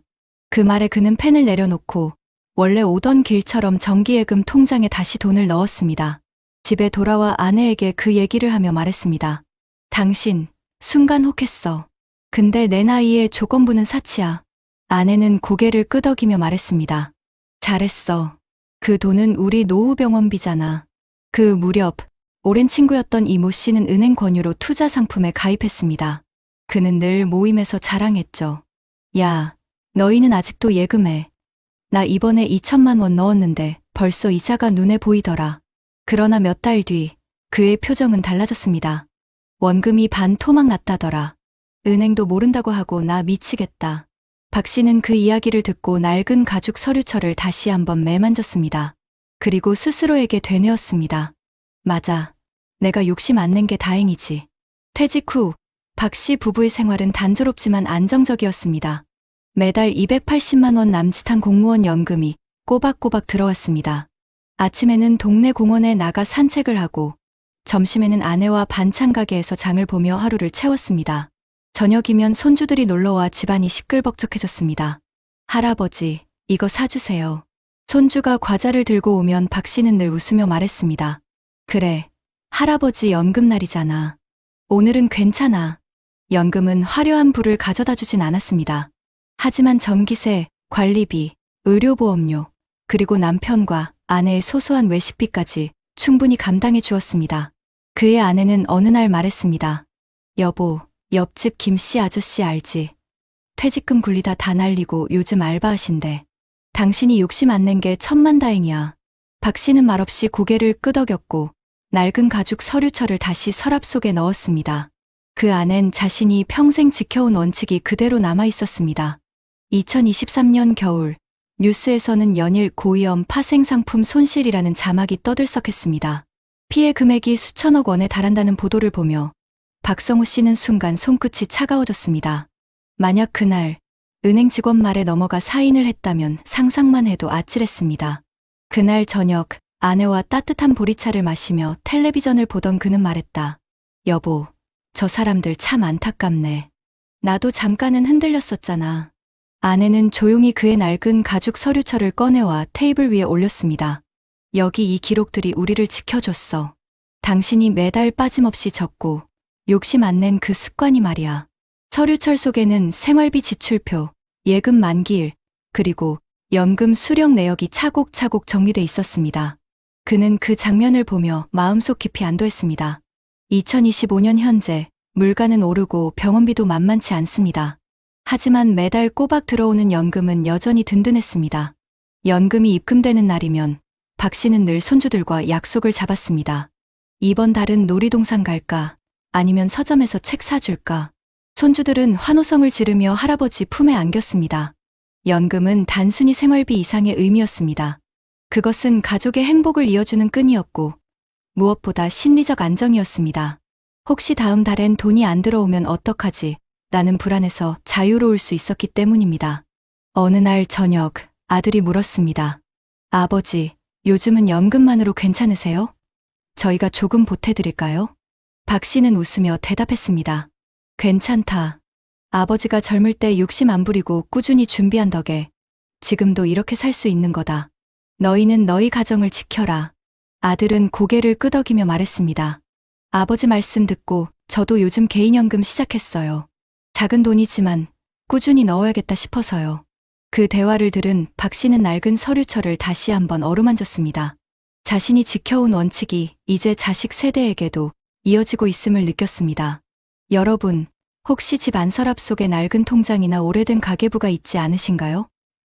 박성우 씨의 사례처럼 욕심을 줄이고 원칙을 지키는 것만으로도 노후의 불안은 크게 줄일 수 있습니다. 퇴직 후의 돈은 단순한 숫자가 아니라 매일의 밥상과 가족의 웃음을 지켜주는 힘입니다. 연금만으로는 부족하다는 말을 들을 때도 있었지만 결국 꾸준함과 신중함이 그를 지켜줬습니다. 오늘의 이야기는 남의 얘기가 아닙니다. 지금 이 순간에도 누군가는 욕심을 부려 한순간에 모든 것을 잃고 또 다른 누군가는 작은 원칙을 지키며 평온한 하루를 살아갑니다. 여러분은 어떤 선택을 하시겠습니까? 박 씨의 낡은 가죽 서류철 속 기록은 화려하지 않았지만 그 속에는 평생의 지혜와 가족의 웃음이 담겨 있었습니다. 그것이야말로 진짜 노후의 자산 아닐까요? 여러분, 우리 사회의 현실부터 한번 같이 보시죠. 통계청이 발표한 자료에 따르면 대한민국 노인 빈곤율은 2023년 기준 무려 38.2%에 달했습니다. OECD 국가 중 최상위권, 그러니까 전 세계에서 가장 높은 수준에 속한다는 뜻입니다. 은퇴 이후 삶이 안정적이어야 하는데 오히려 절반 가까운 어르신들이 기본 생활조차 힘들어하는 현실인 겁니다. 그렇다면 우리 노후 자산 상황은 어떨까요? 통계청이 조사한 65세 이상 고령자 가구의 평균 순자산은 약 4억 5천만 원입니다. 겉으로 보면 결코 적은 돈이 아니죠. 하지만 여기엔 중요한 문제가 있습니다. 대부분의 자산이 집 같은 부동산에 묶여 있어서 실제 생활비로 쓸 수 있는 금융자산은 부족하다는 겁니다. 금융자산이 1,000만 원도 안 되는 고령 가구도 적지 않다는 사실, 여러분은 알고 계셨나요? 게다가 KB금융지주에서 발표한 2025 은퇴 준비 보고서를 보면 은퇴를 앞둔 가구주들 가운데 노후 준비가 잘 되어 있다고 답한 사람은 10명 중 단 1명도 안 되는 8.4%에 불과했습니다. 절반이 넘는 52.5%는 준비가 거의 안 되어 있다고 대답했죠. 또 사람들이 은퇴 후에 필요하다고 생각하는 생활비는 월 336만 원, 최소한의 생활비는 240만 원 정도로 집계됐습니다. 하지만 실제 연금 수령액이나 금융자산 현황을 보면 이 정도를 안정적으로 마련할 수 있는 가구는 많지 않습니다. 전문가들은 공통적으로 이런 이야기를 합니다. 노후 준비에서 가장 중요한 건 매달 안정적으로 들어오는 현금 흐름이다. 국민연금, 기초연금, 퇴직연금 같은 제도를 활용하고 여기에 적금이나 배당, 이자 소득 같은 금융자산을 보태야 불안이 줄어든다는 겁니다.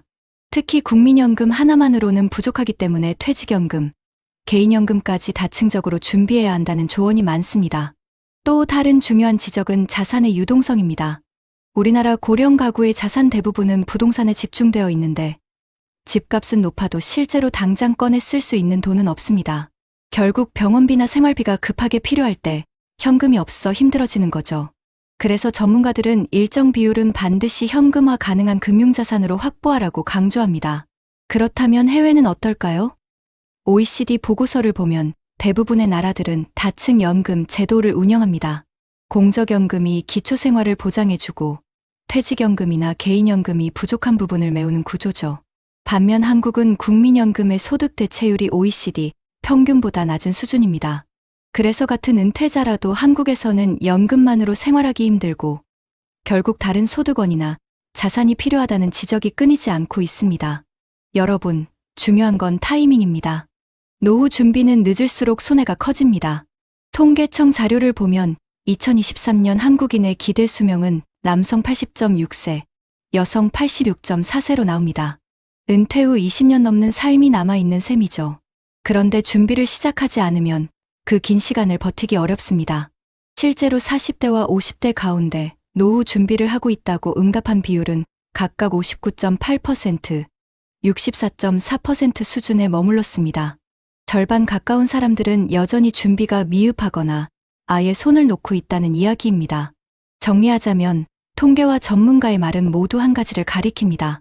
노후는 준비한 만큼만 안전하다. 퇴직 후 소득이 끊겨도 매달 안정적으로 들어오는 연금과 금융자산이 있어야 하고 자산은 반드시 현금 흐름이 가능하도록 분산시켜야 한다는 겁니다. 욕심을 내 무리하게 투자했다가 원금을 날리는 경우는 흔히 볼 수 있습니다. 반대로 원칙을 지키고 꾸준히 준비한 사람들은 단출하지만 안정적인 노후를 누리고 있습니다. 여러분, 지금 집에 있는 낡은 통장과 가계부를 한번 꺼내 보시겠습니까? 오늘 말씀드린 통계는 남의 얘기가 아닙니다. 바로 우리 세대, 우리 가정의 현실입니다. 여러분, 사례에서 보신 것처럼 은행 직원의 권유 한마디에 평생 모은 돈이 사라지는 일이 실제로 벌어졌습니다. 그런데 우리 사회가 이 문제를 막기 위해 어떤 대책을 세우고 있는지, 또 우리가 당장 무엇을 할 수 있는지 알고 계신가요? 오늘은 전문가들의 조언과 정부 지자체에서 시행 중인 정책, 그리고 해외에서 이미 실행하고 있는 해결책까지 모두 짚어보겠습니다. 먼저 대한민국의 현실부터 보겠습니다. 노인 빈곤율은 2023년 기준 38.2%, OECD 국가 중 가장 높은 수준입니다. 은퇴 이후에도 생활이 버거운 분들이 많다는 이야기죠. 통계청이 발표한 자료에 따르면 65세 이상 가구의 평균 순자산은 약 4억 5천만 원이지만 이 중 대부분이 부동산에 묶여 있어 당장 생활비로 쓸 수 있는 금융자산은 매우 부족합니다. 그래서 위기의 순간 병원비나 자녀 지원 같은 상황이 닥치면 감당이 어려워지는 겁니다. 이 문제를 해결하기 위해 정부는 노후준비지원법에 근거해 전국적으로 노후준비지원 서비스를 운영하고 있습니다. 국민연금공단과 각 지자체가 함께하는 이 서비스에서는 노후 준비 상태를 무료로 진단받고 재무건강 대인관계여가 등 다방면에서 상담과 교육을 받을 수 있습니다. 예를 들어 부산 인천 전북 김제 등에서는 찾아가는 노후 준비 설명회를 열어 지역 주민들에게 직접 노후 진단 기회를 제공하고 있습니다. 혹시 아직 받아본 적 없으시다면 가까운 지자체나 국민연금 지사에 문의해 보시길 권합니다. 전문가들이 공통으로 강조하는 것은 세 가지입니다. 첫째, 현금 흐름 확보입니다. 은퇴 후에도 매달 들어오는 국민연금, 퇴직연금, 개인연금, 그리고 소액이라도 꾸준히 받을 수 있는 배당과 이자 소득이 있어야 생활이 안정됩니다. 둘째, 자산의 유동성입니다. 부동산만 가지고 있으면 팔지 않는 한돈으로 쓸 수 없기 때문에 위기 때 막막해집니다. 일정 부분은 반드시 금융자산으로 분산해야 합니다. 셋째, 정보와 교육의 활용입니다. 사례 속 인물들이 실패한 이유는 정보가 부족했기 때문입니다. 정부와 지자체의 무료 상담과 교육을 이용하면 이런 위험을 미리 차단할 수 있습니다. 또 하나 중요한 건 의료비 부담입니다. 많은 분들이 예상 못한 채 은퇴 후 병원비 때문에 삶이 무너집니다. 이 부분에서 지자체의 돌봄 정책과 건강관리 서비스가 큰 도움이 됩니다. 예를 들어 각 시군구 보건소에서는 치매 조기 검진, 건강검진 확대, 만성질환 관리 프로그램을 무료로 제공합니다. 또한 노인 일자리 사업이나 지역 돌봄 서비스에 참여하면 소득과 사회적 관계까지 확보할 수 있습니다. 혼자가 아니라 제도를 통해 돌파구를 마련할 수 있는 거죠. 그렇다면 해외에서는 이 문제를 어떻게 해결하고 있을까요? 영국의 경우 일정 소득이 있는 근로자라면 자동으로 퇴직연금에 가입되는 자동 등록 제도 오토엔롤먼트를 시행 중입니다. 여기에 정부 보조금과 세제 혜택이 붙어 사적연금 가입률을 크게 끌어올렸습니다. 덕분에 은퇴 후에도 최소한의 생활비를 보장받는 사람이 늘었죠. 또 OECD 여러 국가는 기대 수명이 늘어난 만큼 연금 수급 개시 연령을 점차 올려 제도의 지속 가능성을 확보하고 있습니다. 어떤 나라들은 아예 최저연금 보증 제도를 도입해 소득이 전혀 없는 노인도 국가가 기본 생활비를 지원하도록 하고 있습니다. 이런 제도는 한국에도 시사하는 바가 큽니다. 이제 중요한 건 우리의 행동입니다. 여러분이 당장 할 수 있는 실천은 어렵지 않습니다. 첫째, 가까운 국민연금공단 지사에서 노후 준비 진단 서비스를 받아보세요. 내가 매달 필요한 생활비가 얼마인지, 지금 준비된 자산이 얼마나 부족한지 숫자로 확인할 수 있습니다. 둘째, 은행이나 금융기관에서 권유하는 상품은 반드시 최대 손실 가능성과 수수료 구조를 문서로 확인하세요. 설명만 듣고 넘어가지 말고 반드시 서류를 챙겨두셔야 합니다. 셋째, 지자체 복지관이나 보건소 프로그램을 적극적으로 이용하세요. 의료비 부담을 줄이는 것만으로도 노후 불안은 크게 줄어듭니다. 여러분, 해외와 우리나라의 정책, 그리고 전문가의 조언이 공통적으로 말하는 건 단 하나입니다. 노후는 준비한 만큼만 안전하다. 지금은 힘들어도 작은 준비가 나중에 큰 차이를 만듭니다. 은행 직원의 말 한마디에 흔들리지 않으려면 내가 내 노후의 주인이 되어야 합니다. 오늘 영상을 보신 여러분이라면 지금 당장 통장 지갑을 열어 자신의 준비 상태를 확인해 보시길 권합니다. 작은 행동이 결국 큰 후회를 막아줄 수 있습니다. 흙 묻은 손으로 쥔 낡은 통장. 그 속에 담긴 건 숫자가 아닌 삶의 무게였네. 누군가는 그 무게가 한순간에 무너져 눈물로 번진 종이 조각이 되었고, 또 다른 누군가는 작은 씨앗처럼 불려 꽃피는 봄을 맞이했네. 여러분, 오늘 우리가 함께 들은 이야기는 너무나 극명하게 갈라졌습니다. 평생을 성실하게 살아왔음에도 은행 직원의 권유 한마디에 흔들려 눈앞에서 전 재산을 잃어버린 사람이 있었습니다. 매일 10시간 넘게 남의 집을 돌보며 모아온 돈, 그 낡은 통장 지갑 속 수천만 원이 하루아침에 사라졌을 때 그는 남은 인생을 어떻게 살아가야 할지 막막함 속에 무너질 수밖에 없었습니다. 그 눈물은 단지 돈 때문이 아니라 평생의 땀과 희망이 무너졌다는 절망의 눈물이었습니다. 하지만 또 다른 길을 걸어간 사람도 있습니다. 같은 세대, 같은 환경 속에서도 조금 더 일찍 준비했고 조금 더 신중하게 선택한 사람 말입니다.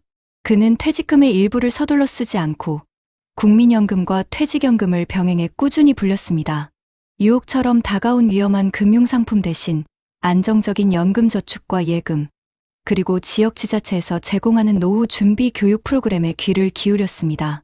그렇게 그는 작은 생활비라도 매달 꾸준히 들어오는 흐름을 만들었고, 지금은 자녀에게 부담을 주지 않으면서 손주와 함께 웃는 노후를 살고 있습니다. 여러분, 두 사람 모두 똑같이 평생을 열심히 일했습니다. 그러나 결과는 너무도 달랐습니다. 하나의 잘못된 선택, 하나의 무심한 순간이 인생 전체를 무너뜨리기도 하고, 반대로 작은 준비 하나, 신중한 선택 하나가 인생을 든든히 받쳐주기도 했습니다. 우리가 오늘 반드시 기억해야 할 것은 누구도 예외가 아니라는 사실입니다. 지금 영상을 보고 계신 50대, 60대, 70대 여러분, 혹시 마음속으로 나는 괜찮겠지 하고 안도하고 계시진 않나요? 하지만 세상은 그렇게 호락호락하지 않습니다. 노후는 그저 찾아오는 것이 아니라 내가 만들어가는 것입니다. 여러분, 이제 우리는 어떻게 해야 할까요? 방법은 어렵지 않습니다.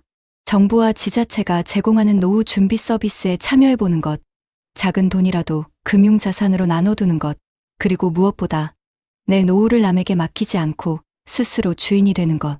그것이 우리가 걸어야 할 길입니다. 오늘의 이야기는 결국 선택의 문제입니다.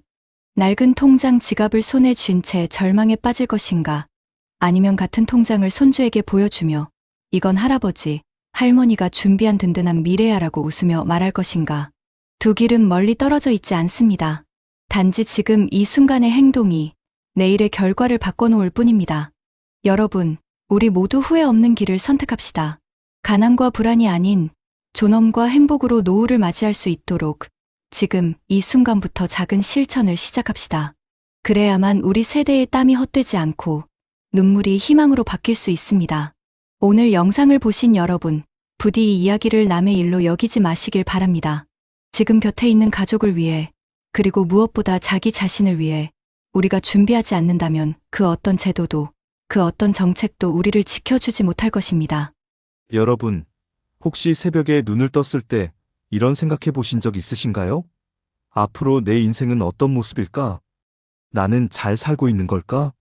같은 세월을 살아왔는데 어떤 이는 여유로운 얼굴로 공원을 거니는 반면 또 다른 이는 생활비와 병원비에 쫓겨 힘겹게 하루를 시작합니다. 왜 이런 차이가 생길까요? 사실 인생의 격차는 거대한 사건 때문이 아니라 우리가 무심코 지나친 작은 습관, 사소한 선택들이 쌓여 벌어지는 결과입니다. 돈을 어떻게 쓰고, 건강을 어떻게 챙기고, 배우자와 가족과 어떤 관계를 맺는가. 이 모든 것이 65세를 전후로 극명한 차이를 만들어냅니다.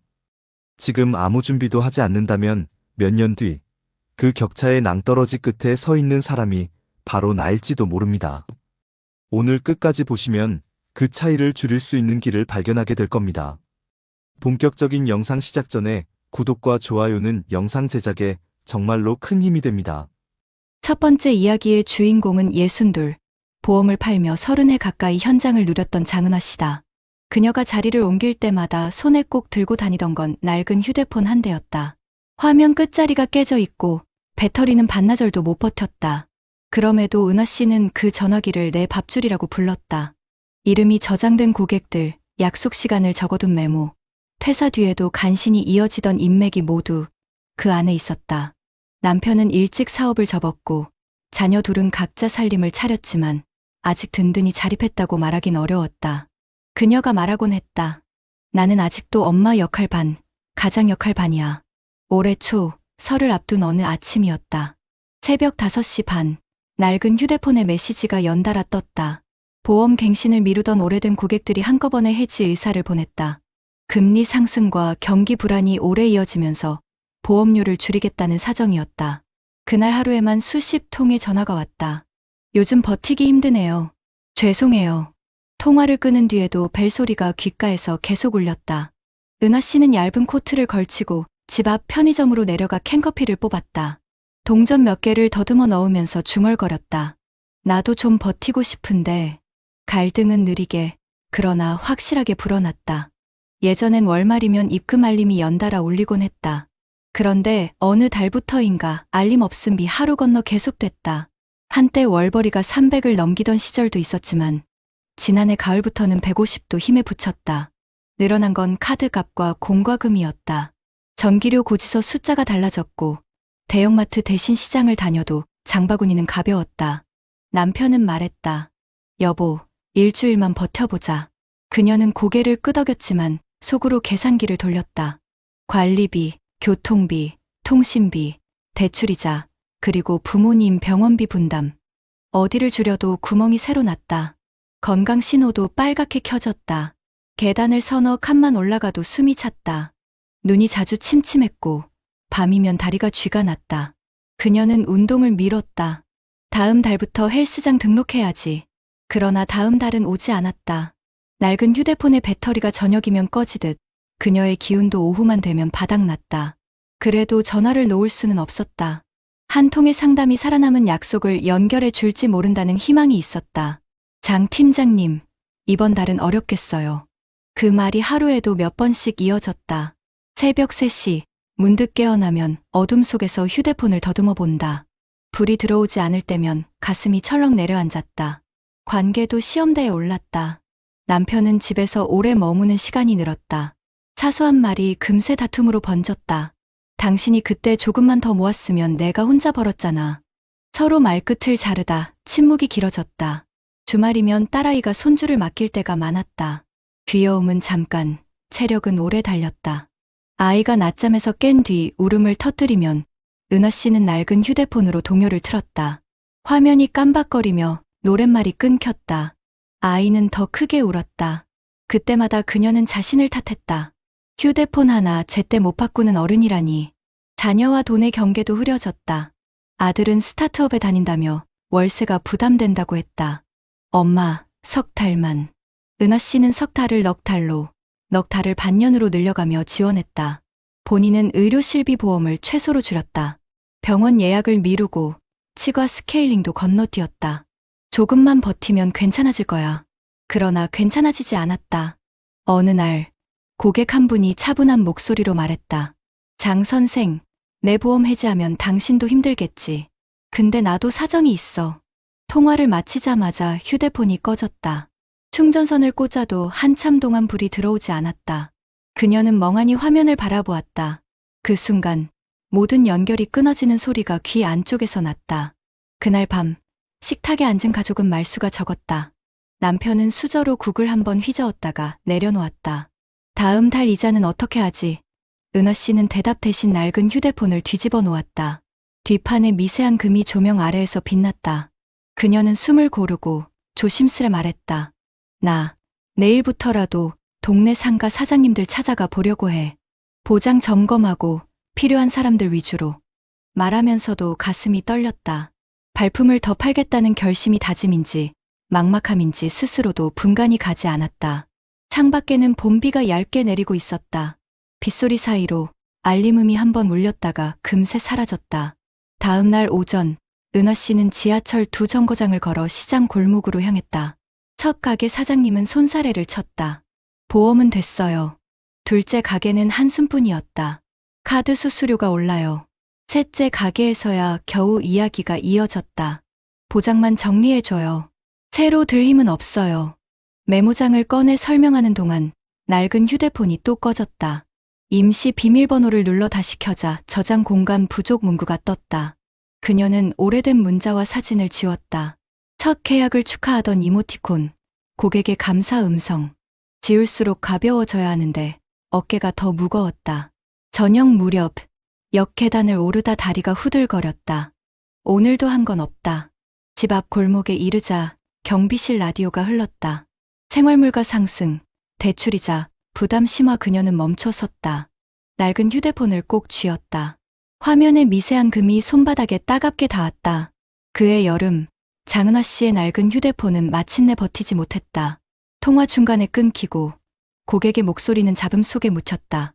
아들이 쓰던 중고 기기를 건네받았지만 주소록이 옮겨지지 않았다. 수십 년 함께해온 고객들의 이름과 번호가 허공으로 사라졌다. 그녀는 며칠 동안 손바닥만한 종이에 기억나는 이름을 하나하나 적어 내려갔다. 그러나 절반도 채우지 못했다. 내가 이렇게 허술했나 스스로를 다그쳤다. 위기의 정점은 가을이었다. 은행 대출 만기일이 다가왔다. 갱신을 위해 창구에 앉았을 때 창구 직원이 말했다. 예전 같으면 연장도 가능했을 텐데 소득 증빙이 부족하십니다. 낡은 지갑 속 통장에 남은 잔액은 세 자릿수에 불과했다. 그 순간 은하 씨의 시선은 손에 든 낡은 휴대폰으로 향했다. 배터리 잔량 표시가 붉게 깜빡였다. 그것은 단순한 기계의 신호가 아니었다. 그녀 인생의 적신호처럼 보였다. 가족의 대화도 점점 줄어들었다. 저녁 식탁 위에는 반찬이 간소해졌다. 남편은 묵묵히 국만 떠먹고 딸은 엄마, 괜찮아? 하고 물었다가 더 이상 묻지 않았다. 손주는 스마트폰 화면에 열중했지만 은하 씨의 휴대폰은 동영상을 켜기도 버거웠다.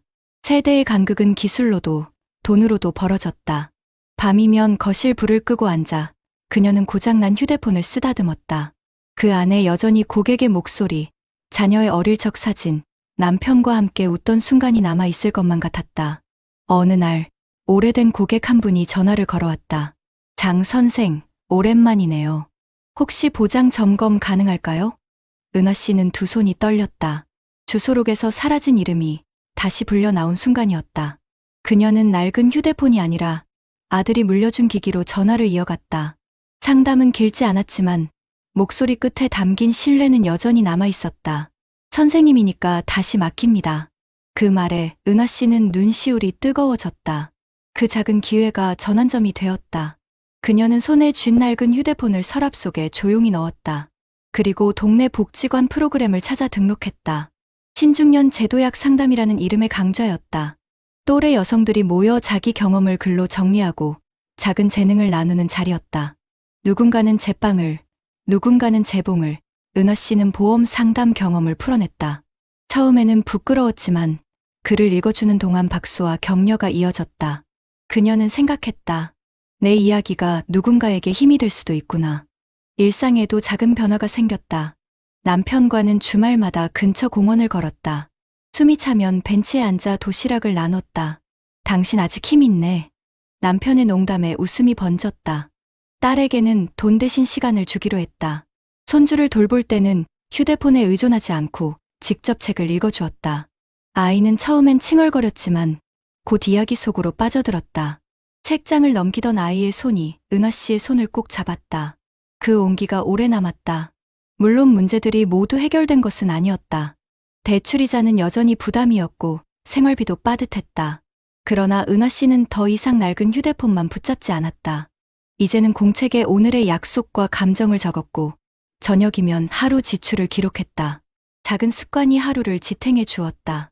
여러분, 장은하 씨의 이야기는 남의 얘기가 아닙니다.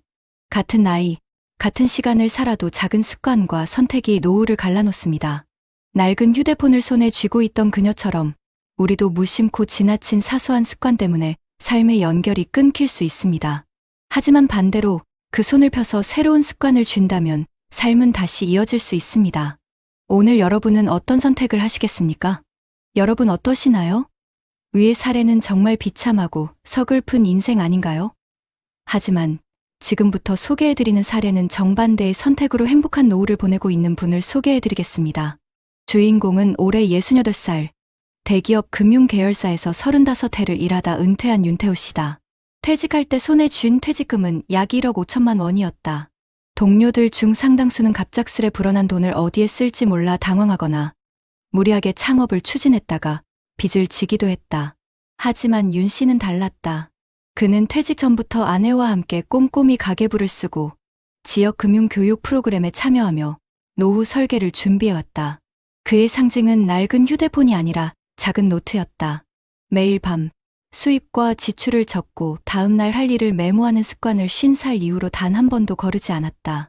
사연의 도입은 평범했다. 젊은 시절 그는 특별히 높은 연봉을 받는 직급은 아니었다. 하지만 생활을 절제했고 매달 적은 금액이라도 연금저축과 주택연금 가입을 이어왔다. 주말이면 아이들과 근처 산책을 하고 저녁엔 아내와 장을 보며 대화를 나누었다. 남들이 보기엔 특별할 것 없는 생활이었지만 그의 인생을 지탱한 힘은 바로 그 단순한 습관들이었다. 갈등 전개는 은퇴 직후 시작되었다. 회사를 떠난 첫 달, 주위에서는 이제는 좀 써야지, 여행도 다니고 집도 바꾸자는 권유가 많았다.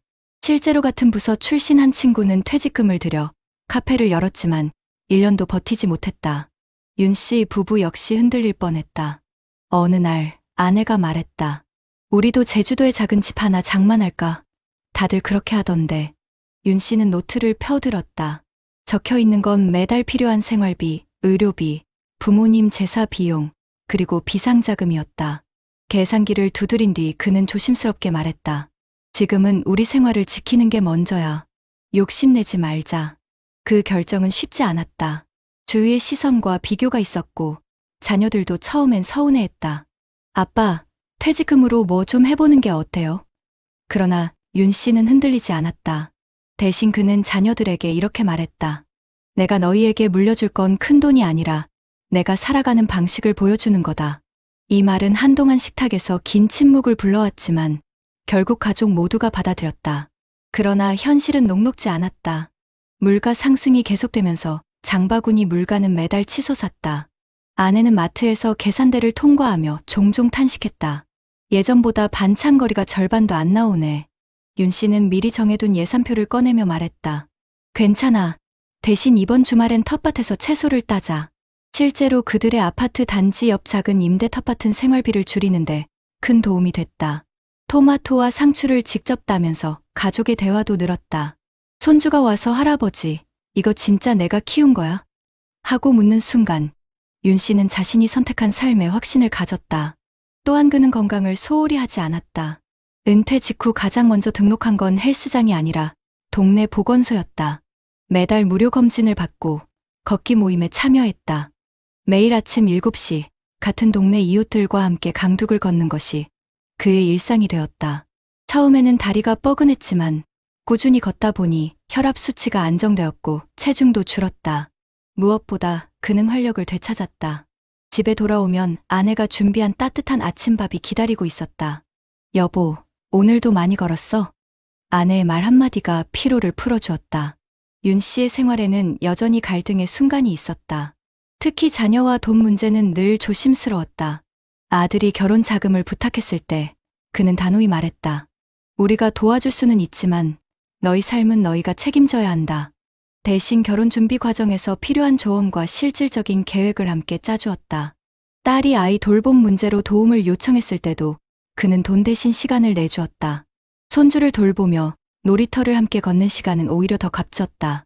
할아버지, 내일 또 와줄 거지? 아이의 웃음은 돈으로 살 수 없는 선물이었다. 이처럼 윤태호 씨의 노후는 단순한 절약이나 돈 모으기에서 그치지 않았다.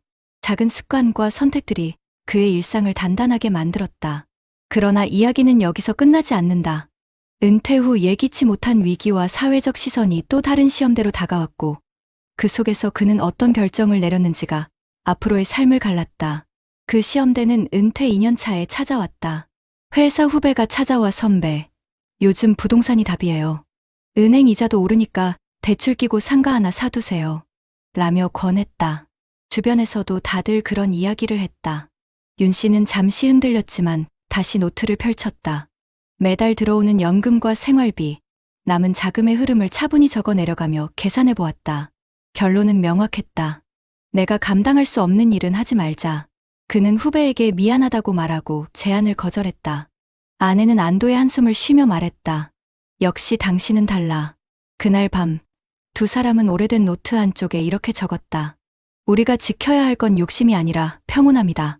그러나 단호한 선택 뒤에도 불안은 남았다. 뉴스를 틀면 경기 침체, 물가 인상, 노후 빈곤이라는 단어가 쏟아졌다. 밤마다 그는 거실에 앉아 창밖 불빛을 바라보았다. 내가 준비한 게 과연 충분할까? 그 순간 아내가 차 한 잔을 건네며 말했다. 여보, 당신이 늘 지켜온 습관 덕분에 우리가 버티는 거잖아. 걱정 말아요. 그 말에 윤 씨는 미소 지었다. 그의 노후는 흔들렸지만 무너지지 않았다. 작은 습관들이 방파제처럼 파도를 막아주고 있었기 때문이다.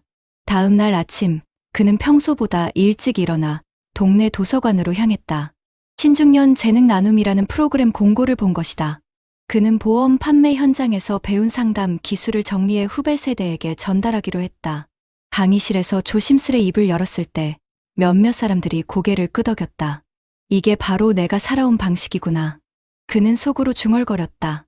작은 강의료가 생활의 보탬이 되었고 무엇보다 자신이 여전히 쓸모 있는 존재라는 자존감을 안겨주었다. 윤태호 씨의 삶의 진짜 절정의 순간은 예기치 못한 건강 위기에서 찾아왔다. 은퇴한 지 5년째 되던 어느 여름, 그는 평소처럼 산책을 나갔다가 갑작스러운 흉통을 느꼈다. 다행히도 바로 병원으로 옮겨져 큰 위기는 넘겼지만 의사는 조용히 말했다. 조금만 늦었어도 위험했을 겁니다. 이제부터는 생활 습관이 생명을 지킵니다. 그날 밤, 병원 침대에 누워있던 그는 창가에 놓인 낡은 노트를 바라보았다.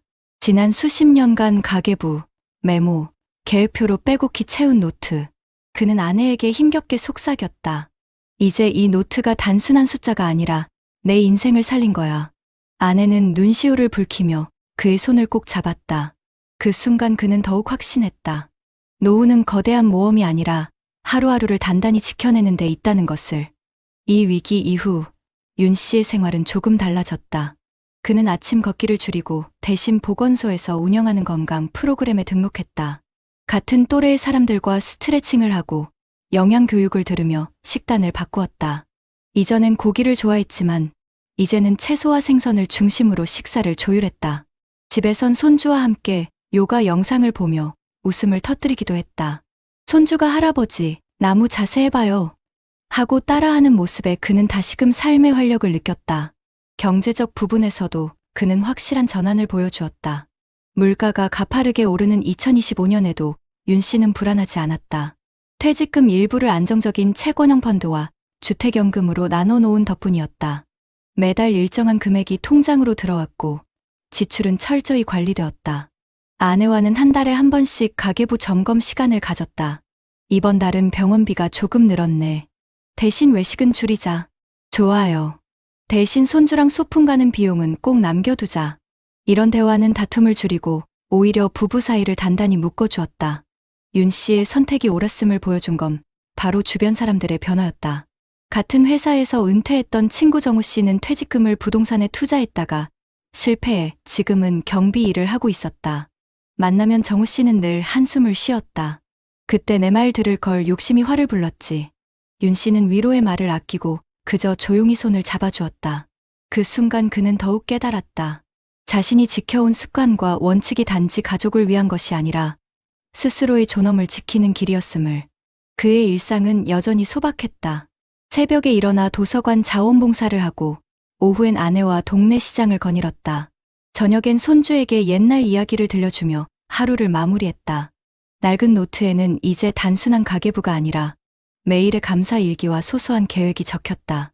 오늘도 걷기 30분 성공. 아내와 말다툼 없이 하루를 보냄. 손주와 함께 웃음 3번. 이 작은 기록들이 그의 노후를 빛나게 했다. 그리고 무엇보다 그는 주변 이웃들에게도 귀감이 되었다. 도서관 강좌에서 만난 동년배들이 물었다. 윤 선생님, 어떻게 그렇게 안정적으로 살 수 있나요? 그는 대답했다. 특별한 건 없습니다. 욕심을 내려놓고 내가 할 수 있는 걸 꾸준히 해온 것뿐입니다. 이제 이야기를 마무리하며 시청자가 느낄 수 있는 교훈은 명확하다. 윤태호 씨의 노후는 화려하지 않았다. 하지만 그는 욕심 대신 평온을, 모험 대신 꾸준함을 선택했다. 그리고 그 선택이 그를 지켜냈다. 여러분도 한번 돌아보시길 바랍니다.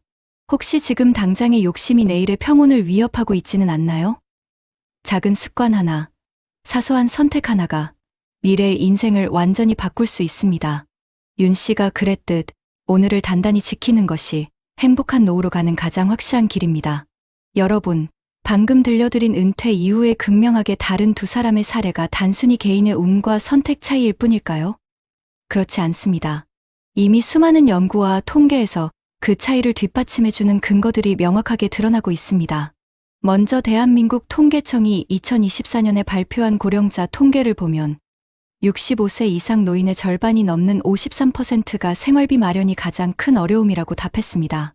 실제로 같은 자료에 따르면 노인 가구의 월 평균 소득은 약 249만 원 수준인데 지출은 평균 259만 원으로 이미 마이너스 구조를 보이고 있죠. 다시 말해 번듯한 퇴직금을 받았더라도 관리하지 못하면 몇 년 지나지 않아 생활비가 고갈되는 경우가 절반 이상이라는 겁니다. 이 점은 앞서 은퇴 후 무리한 투자를 했다가 생활이 무너진 사례와 그대로 맞닿아 있습니다. 또 한국보건사회연구원의 2023년 조사에서도 노후 빈곤층의 공통적인 특징은 소득원 다변화 실패와 고정 지출 관리 부재라는 결과가 나왔습니다. 한마디로 퇴직금을 크게 불리기보다 작더라도 꾸준히 이어지는 현금 흐름과 지출 절제가 핵심이라는 것이죠. 흥미로운 점은 같은 연구에서 퇴직 후에도 본인의 전문성을 활용해 소규모 활동을 이어간 노인의 경우 우울감 발생률이 절반 가까이 낮아졌다는 사실입니다. 돈을 떠나 자신이 여전히 필요하다는 감각이 심리적 안정에 직결된다는 걸 보여주는 대목이죠. 또 하나 중요한 영역은 건강입니다. 국민건강보험공단 자료를 보면 2024년 기준 65세 이상 노인의 만성질환 유병률은 89%에 달합니다. 고혈압, 당뇨, 관절염 같은 질환을 최소 하나 이상 안고 살아가는 것이 이미 보편화된 현실이죠. 하지만 같은 연령대에서도 꾸준히 운동을 이어온 집단은 그렇지 않은 집단보다 의료비 지출이 연평균 약 40% 가까이 낮았습니다. 대한가정의학회가 발표한 2023년 논문에서는 하루 30분 걷기를 습관화한 고령층이 비활동 집단보다 우울증 진단을 받을 확률이 35% 이상 낮다는 연구 결과도 나왔습니다.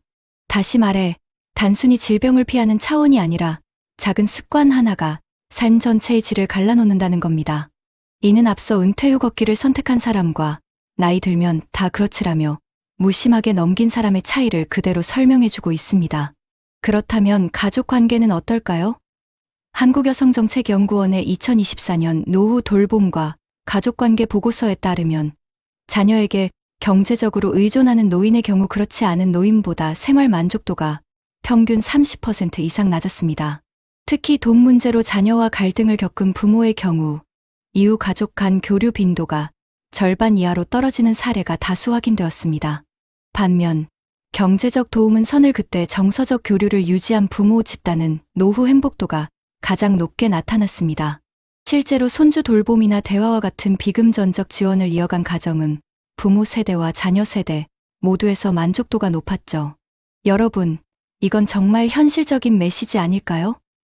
자식에게 무리한 돈을 내어주는 게 사랑이 아니라는 사실, 연구와 통계가 그대로 입증해주고 있는 겁니다. 이제 해외 자료를 잠시 볼까요? 세계보건기구 WHO는 2023년 고령사회 보고서에서 노후 삶의 질을 결정짓는 3대 요인을 경제적 안정, 신체적 건강, 사회적 관계라고 명시했습니다. 세 가지가 동시에 충족되어야만 행복한 노후가 가능하다는 것이죠. 미국 하버드대학교의 성인발달연구 역시 비슷한 결론을 내렸습니다. 무려 80년 넘게 이어진 이 연구에서 노년기의 행복을 가장 강력하게 예측하는 변수는 돈이나 명예가 아니라 관계의 질이라는 결과가 나왔습니다. 꾸준히 친구, 가족, 배우자와 긍정적인 관계를 유지한 사람들이 건강 지표와 수명에서 모두 앞섰던 겁니다. 우리나라의 통계와 연결해서 생각해보면 결국 경제적 안정과 건강관리가 기본 토대이고 그 위에 관계가 더해질 때 노후의 행복이 완성된다는 의미로 읽을 수 있습니다. 전문가들의 의견도 이를 뒷받침합니다. 최근 국내 여러 연구에서 공통적으로 강조하는 건 노후 준비의 균형입니다. 즉, 돈만 있으면 행복하지도 않고 건강만 챙긴다고 마음이 편하지도 않다는 거죠.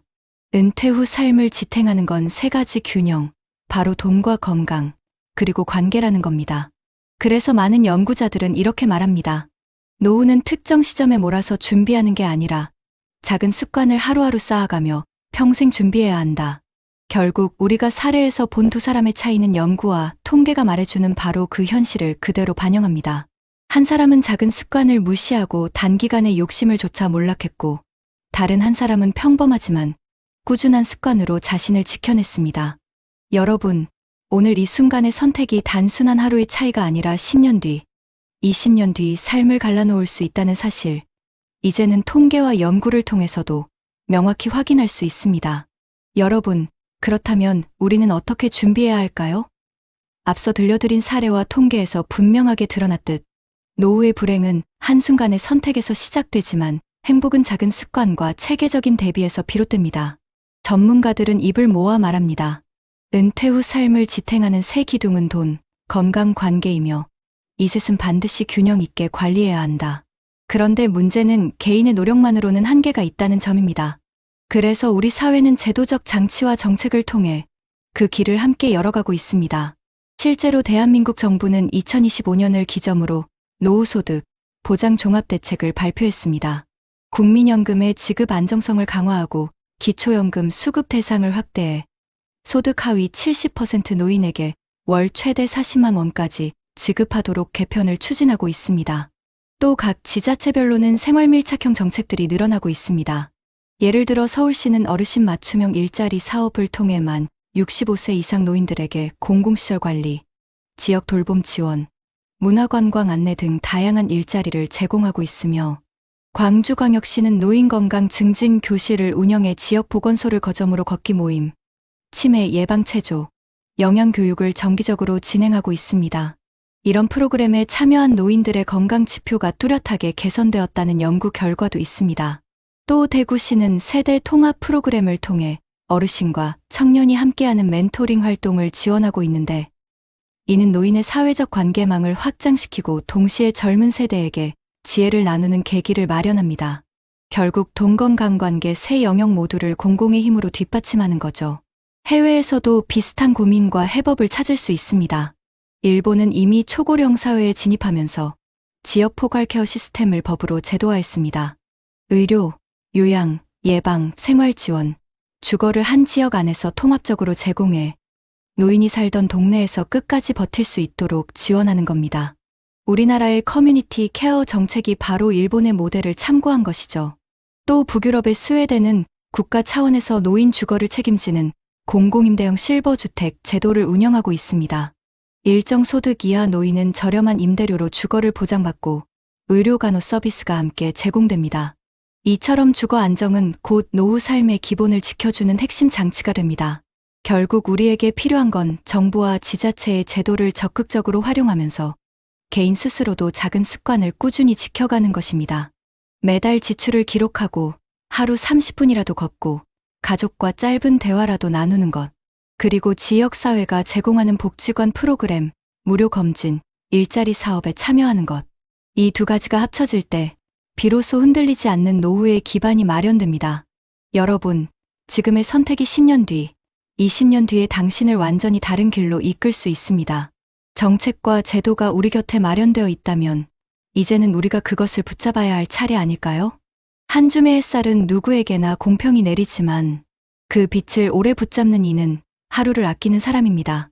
한 방울의 빗물은 누구의 창가에도 떨어지지만 그 빗방울을 꽃으로 피워내는 이는 준비한 마음입니다. 그리고 한 번뿐인 인생, 행복과 불행을 가르는 건 거대한 사건이 아니라 오늘 내가 택한 아주 작은 선택이라는 걸 우리는 너무 늦게 깨닫곤 합니다. 여러분, 오늘 우리가 함께 들여다본 두 사람의 이야기는 같은 나이, 같은 시간을 살아왔지만 전혀 다른 길을 걸어갔습니다. 한 사람은 욕심을 좇아 무너져 갔습니다. 퇴직금이 손에 들어오자 잠시의 유혹에 흔들려 무리한 투자에 뛰어들었고 결국 생활비조차 감당하지 못하며 가족 앞에서 고개를 숙여야 했습니다. 낡은 휴대폰을 꼭 쥐고도 누구에게도 연락하지 못한 채 후회와 고립 속에서 하루하루를 버텨야 했던 그의 삶은 너무도 서글펐습니다. 하지만 또 다른 한 사람은 달랐습니다. 그는 평생 지켜온 작은 습관들을 은퇴 후에도 놓지 않았습니다. 매일 쓰던 노트에 가계부를 적고 새벽마다 동네를 걸으며 건강을 챙겼습니다. 자녀에게 무리한 도움을 주기보다 내 삶은 내가 책임져야 한다는 원칙을 지켰고 대신 손주와 시간을 나누며 웃음을 심었습니다. 욕심을 내려놓고 평온을 붙잡은 선택은 결국 그와 가족을 지켜냈습니다. 지금도 그는 이웃과 어울려 봉사하며 여전히 나는 쓸모 있는 사람이다라는 자존감을 품고 살아가고 있습니다. 같은 세월을 살아도 한쪽은 외로움에 갇히고 다른 한쪽은 평온 속에 웃습니다. 차이를 만든 건 거창한 운명이나 기적이 아니었습니다. 바로 오늘의 작은 습관, 지금의 소소한 선택이었습니다. 여러분, 우리도 모두 그 갈림길 앞에 서 있습니다. 나도 모르게 흘려보낸 하루, 오늘만 괜찮겠지 하며 미룬 선택들이 쌓이면 10년 뒤에 내 삶은 돌이킬 수 없는 방향으로 기울어질 수 있습니다. 하지만 반대로 오늘 단 한 걸음이라도 바꾼다면 내일은 전혀 다른 길이 열릴 수 있습니다. 행복한 노후를 살아간 이의 공통점은 분명합니다. 돈은 불리는 것이 아니라 지키는 것, 건강은 나중에 챙기는 게 아니라 지금부터 다져가는 것, 가족은 돈으로 붙드는 게 아니라 정서적 교류로 이어가는 것. 이 세 가지 원칙만 마음에 새긴다면 우리도 충분히 존엄과 평온이 있는 노후를 맞이할 수 있습니다. 여러분, 혹시 지금 손에 낡은 휴대폰을 들고 있는 기분이 들진 않으신가요? 연락할 사람은 줄어들고 웃을 일도 줄어든 채 버티기만 하고 계신 건 아닌가요? 그렇다면 이제는 작은 노트를 다시 펼쳐야 할 때입니다. 하루의 지출을 적고 걸은 발걸음을 기록하고 가족에게 건넨 따뜻한 말을 적는 것. 그 작은 기록들, 이 쌓여 내일의 나를 지켜줄 겁니다. 오늘 우리가 눈으로 본 두 사람의 다른 길, 그것은 결코 남의 이야기가 아닙니다. 바로 우리 앞에 놓인 선택지입니다. 여러분, 행복한 노후는 우연히 찾아오지 않습니다. 준비한 사람, 오늘을 지켜낸 사람에게만 주어지는 선물입니다. 지금 이 순간, 작은 시작을 선택하시길 바랍니다. 여러분, 혹시 이런 생각 해보신 적 있으신가요? 이 나이에 혼자가 너무 외롭다. 재혼하면 조금은 행복해지지 않을까. 그런데 최근 뉴스에 나온 한 60대 남성의 이야기는 충격적이었습니다.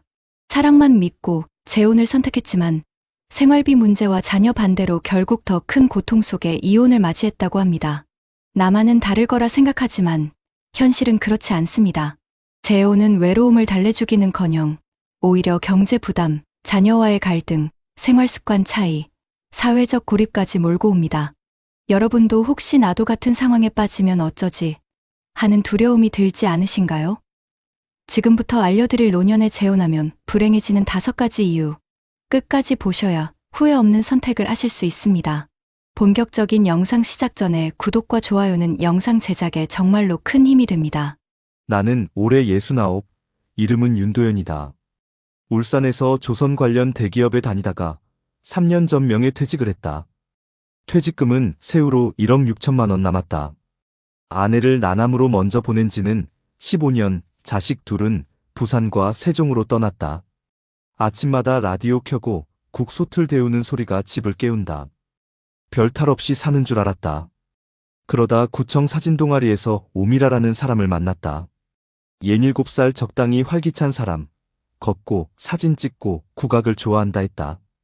봄부터 가을까지 우리는 강변을 걷고 휴대폰으로 서로의 그림자를 찍었다. 남은 시간 서로 의지하며 살자는 말이 너무 쉽게 입에 붙었다.